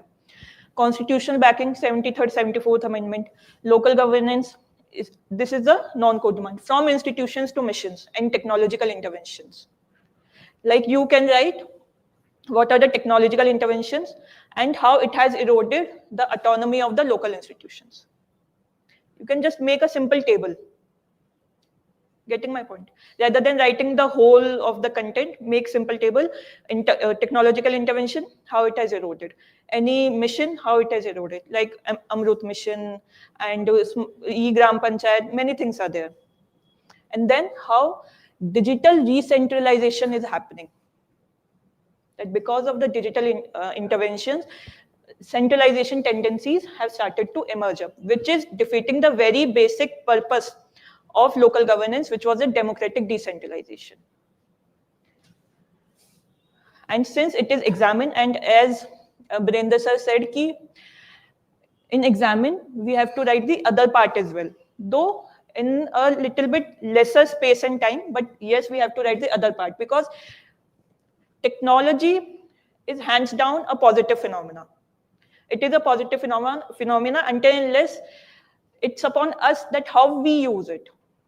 So we cannot just portray technology in altogether gray light. So after criticizing that, okay, because of technological intervention, such and such issues have occurred, but still technology has enabled or strengthened the local institutions or local governance.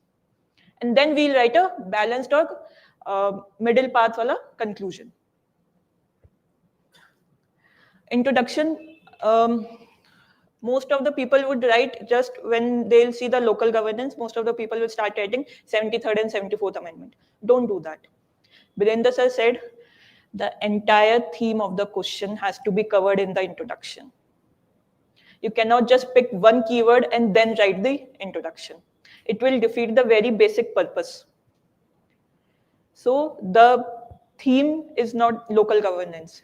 The theme is, because of the technological intervention, digital re-centralization is happening. I've not written any introduction that what you should have written. I'm just telling you. You can easily find.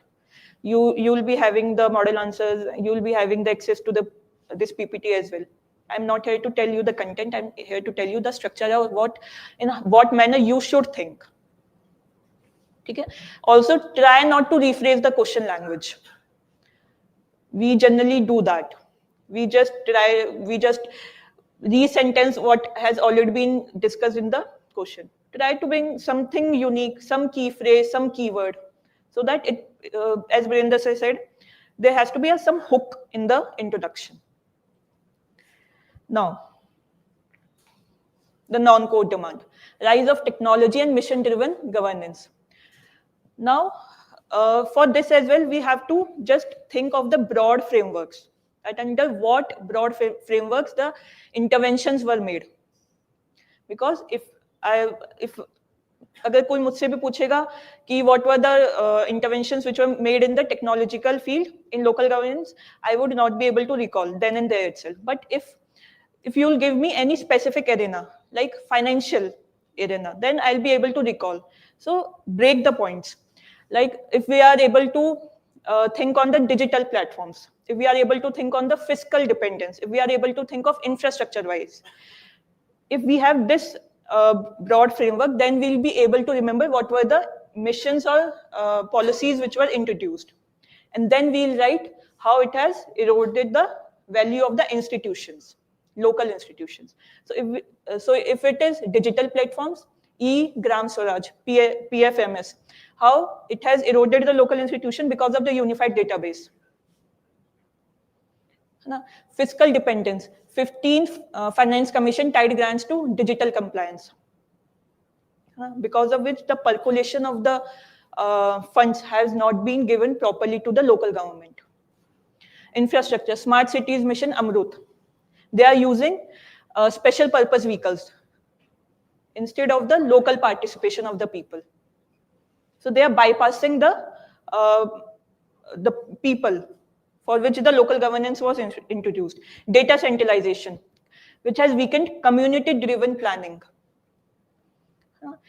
So you do not have to write only the intervention, you have to also showcase how it has reduced the strength of the local institutions.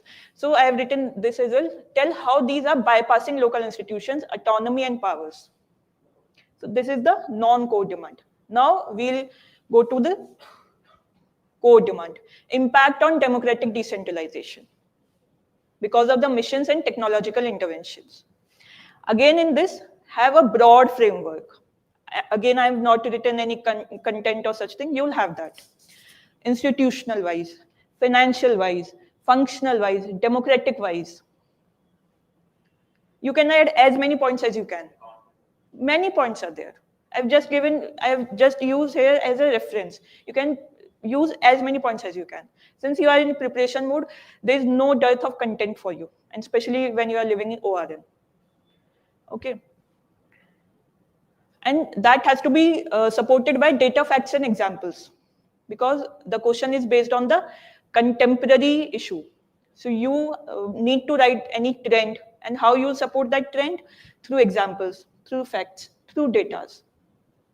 Okay. Now, since it is the tail word was examine, so you have to write the other side as well, though it need not to be given as much importance as the main demand of the question. And anyways, technology, as I said, is a good phenomena. We generally praise it only. So still we'll then showcase that, okay, technology is a good thing and how it has enhanced the local governance. So transparency and accountability has been brought in by online social audits. Efficiency has been increased, Swamittva drone mapping. So rural property जो issues है वो कम हुए हैं. Okay. Now, given both the sides, now you will go with the way forward. Digital federalism. Getting my point? Federalism is a broad topic, and under federalism there are multiple sub-themes. Fiscal federalism, there are many things. Digital federalism is one of the emerging themes. So use these keywords. Use these keywords as the heading of the point, and then describe it in 1 or 2 lines. How it can be ensured? Through data ownership and control. And getting my point? 4F instead of 3F, functionality. I think it's a PYQ only. If you will go, so pick the content from PYQs. UPSC itself gives you so much of content. 4F instead of 3F, functionality. Now tell how it can be ensured. Through practical examples, clear online payments, online social audits. Digital capacity building.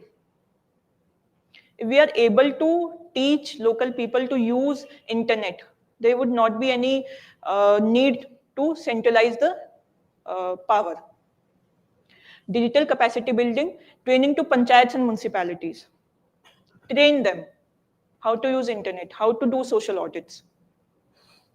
Participatory design. Any mission or any technological intervention if you are doing, take the feedback from the people for whom that intervention has to be made. Then you will get to know that, okay, such and such changes are needed. No English language would be used because nobody knows there. Regional language would be used. Conclusion. Use a very, I would not say create set templates or such thing, because for every question you cannot do that. But still try to take a very futuristic conclusion, have a very balanced conclusion. Like in the question, the technology was shown in a very gray light or dark light. But in conclusion, you can write technologically enabled yet democratically grounded missions and interventions has to be made. So it has taken both the aspects, people and technology. Okay. Substitute rather than supplement. Supplement rather than substitute. I think technology, yes, fine. It can be used as in that way as well. In the end, we have to support technology. We cannot just, we have to. Next question. The Indian state today faces not a separation of powers crisis, but a competition of legitimacy between constitutional organs. Examine. Now, tell me how you would have approached this question. You must have written this question, na? How you approached this?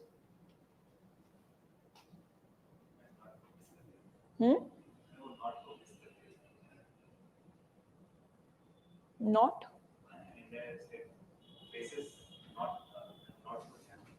Okay.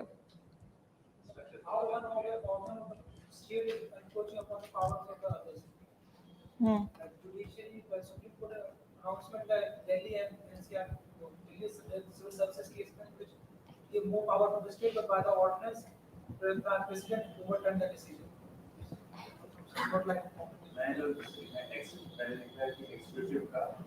executive on judiciary and legislative का क्या करना वैसे judiciary का दोनों organs के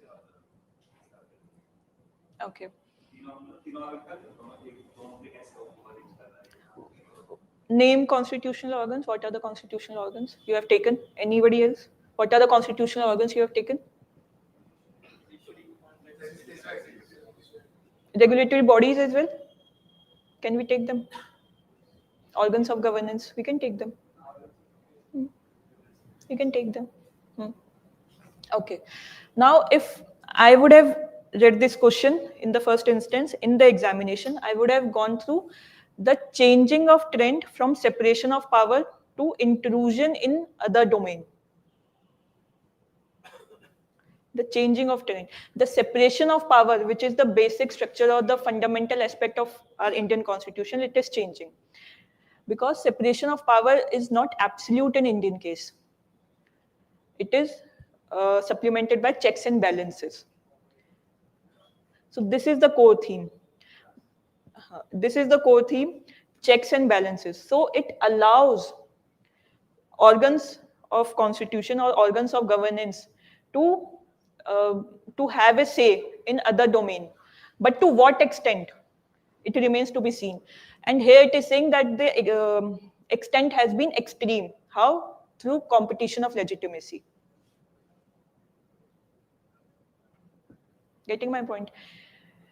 Now, examine, since it is examined, we have to write both the aspects, or we have to at least try to write the impact part. Now, how to approach? First, how it's moving from separation of power to competition of legitimacy. Then a counter view as to why checks and balances is necessary. And then a way forward. Introduction, a simple introduction, origin of separation of power and its types in India. How? What is the type in India? It's with checks and balances. It is not strict separation of power. It is not water compartmentalization wala. They do have some say in other domain. So, for example, we have to give example: executive ordinance power, legislature impeachment power, PIL and guideline rulings by the Supreme Court and the other courts. Okay. Now, concept of separation of power and its importance. This will be the first heading. First, we have to explain that what is separation of power, which model of it is operating in India, and how far it has been successful. When we'll talk about its failure, then we'll gradually move towards the competition of legitimacy. So this is how the flow of the answer has to be made. Okay. So checks and balances, we'll tell principle of separation of power. You can use various case laws, you can use simple definition, and then you can tell its importance as well, because it is important. We need to have a separation of power. So checks and balances, it helps in that, prevents abuse of power or concentration of power. Innovation in governance, since checks and balances helps in innovation in governance, how it nudges the other organ to frame laws for people benefit. Supreme Court can direct legislature to make laws. Okay, Parliament has authority to appoint and remove judges. So it helps in preventing nepotism in judiciary. So it prevents abuse of power. So separation of power is necessary with checks and balances. Now, if we have to think about the impact, again, if I would have read this question, first I would have think what are the organs of governance? Judiciary, executive, legislature, and regulatory bodies. And now just play around them. How legislature is intruding in judiciary arena, how executive is intruding in judiciary arena, how regulatory bodies are exercising quasi-judicial, executive, and legislative powers. That's how you have to make. I have not written any content here. I'm just saying how it has to be approached. In what way you have to think. You will be anyways having ample amount of content in your model answers. So in these broad headings, I would have written how they're moving from separation of power to competition of legitimacy with some relevant trends and examples.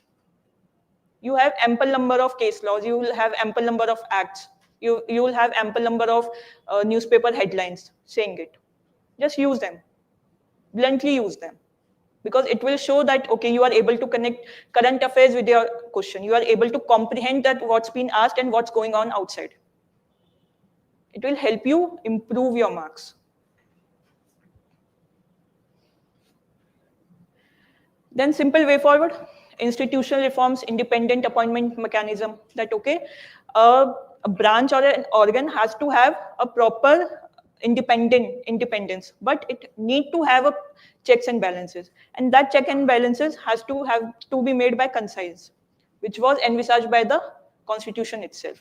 Whenever you have any dilemma that what stand I have to take, just back constitution. You cannot go wrong on that part. because it is a bit tricky question. I very well understand that. But whenever, in the end, when you have to take a stand, take the backing of Constitution. So conscience, judicial restraint instead of judicial overreach. I have not written here judicial activism because it's again a very subjective term. We cannot define it. Okay, judicial restraint is not altogether judiciary is just being operating in its own arena. It is taking a very conscious decision of just overseeing what's happening, and whenever it will feel, it will intervene. So be very conscious of what words you are using. Okay, so this is all from my side. Conclusion you can write. You have ample number of case laws. You have newspaper headlines content. I would not be suggesting or tell you that here. Any other issue you face? In general as well, I'm ready to help. Of completing the paper, how much time you are taking?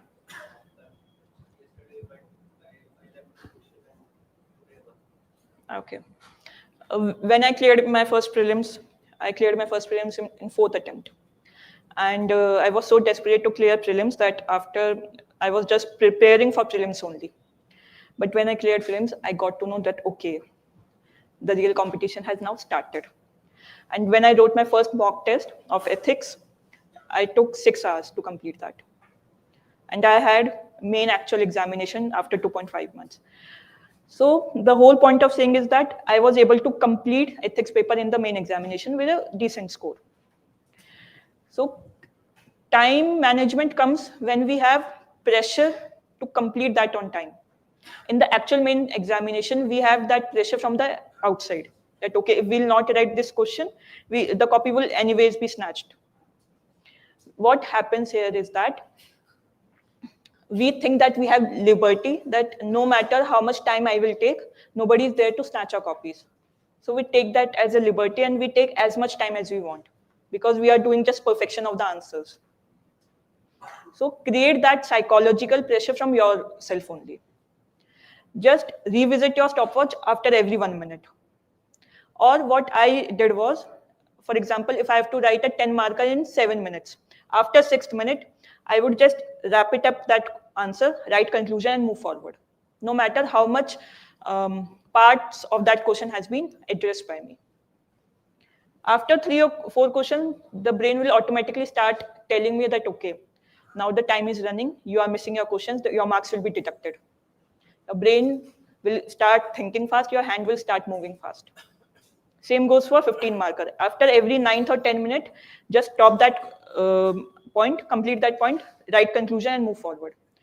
After 1 or 2 tests, I would say there will be an exponential improvement in terms of time management. So the whole point here is to create that pressure. Once your mind will come at ease in handling that question, the quality of the content will improve eventually. But right now, if you are asking specifically for the time management, then this is the way which I used to complete the paper. Anything else? Yes, I have written 2 minutes, but in 24 I have got 320 marks. How can you do that? Sorry, please repeat again. Yeah, I have written 24 minutes, but I got only 320 marks in Hmm. And this time in 2025, I am not so sure about how marks I get. How to improve marks? Okay. If I tell you in a very crude manner, write as many mock tests as possible. And the first thing which I told you in the starting of the presentation only, divide the question in as many parts as you can. And allot points under each part as per their importance. For example, if a non-core aspect has to be addressed, write 3 to 4 points. But a core part has to be addressed, write 5 to 6 points. Address each and every part. Address each and every phrase. No matter in how much points you are addressing, but you have to address it. That I learned from toppers copies only. They are addressing each and every part. It helped. To fill the pages as well, it gives a holistic completion to the answer as well. and it gives a perspective to an examiner that okay, you have understood all the parts of the question. In my first mains, what I did was I only used to address the core demand or the explicit question of the whole question. I didn't go with the implicit or the non-core aspect. But in second mains, when I went through multiple toppers copies, I got to know that okay, they are addressing each and every part and have a broad framework. Under each part, have a broad framework and then fill content under it.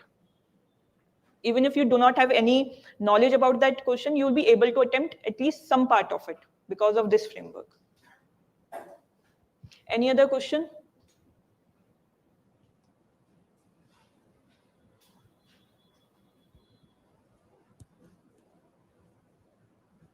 Everything fine? Okay. Thank you so much.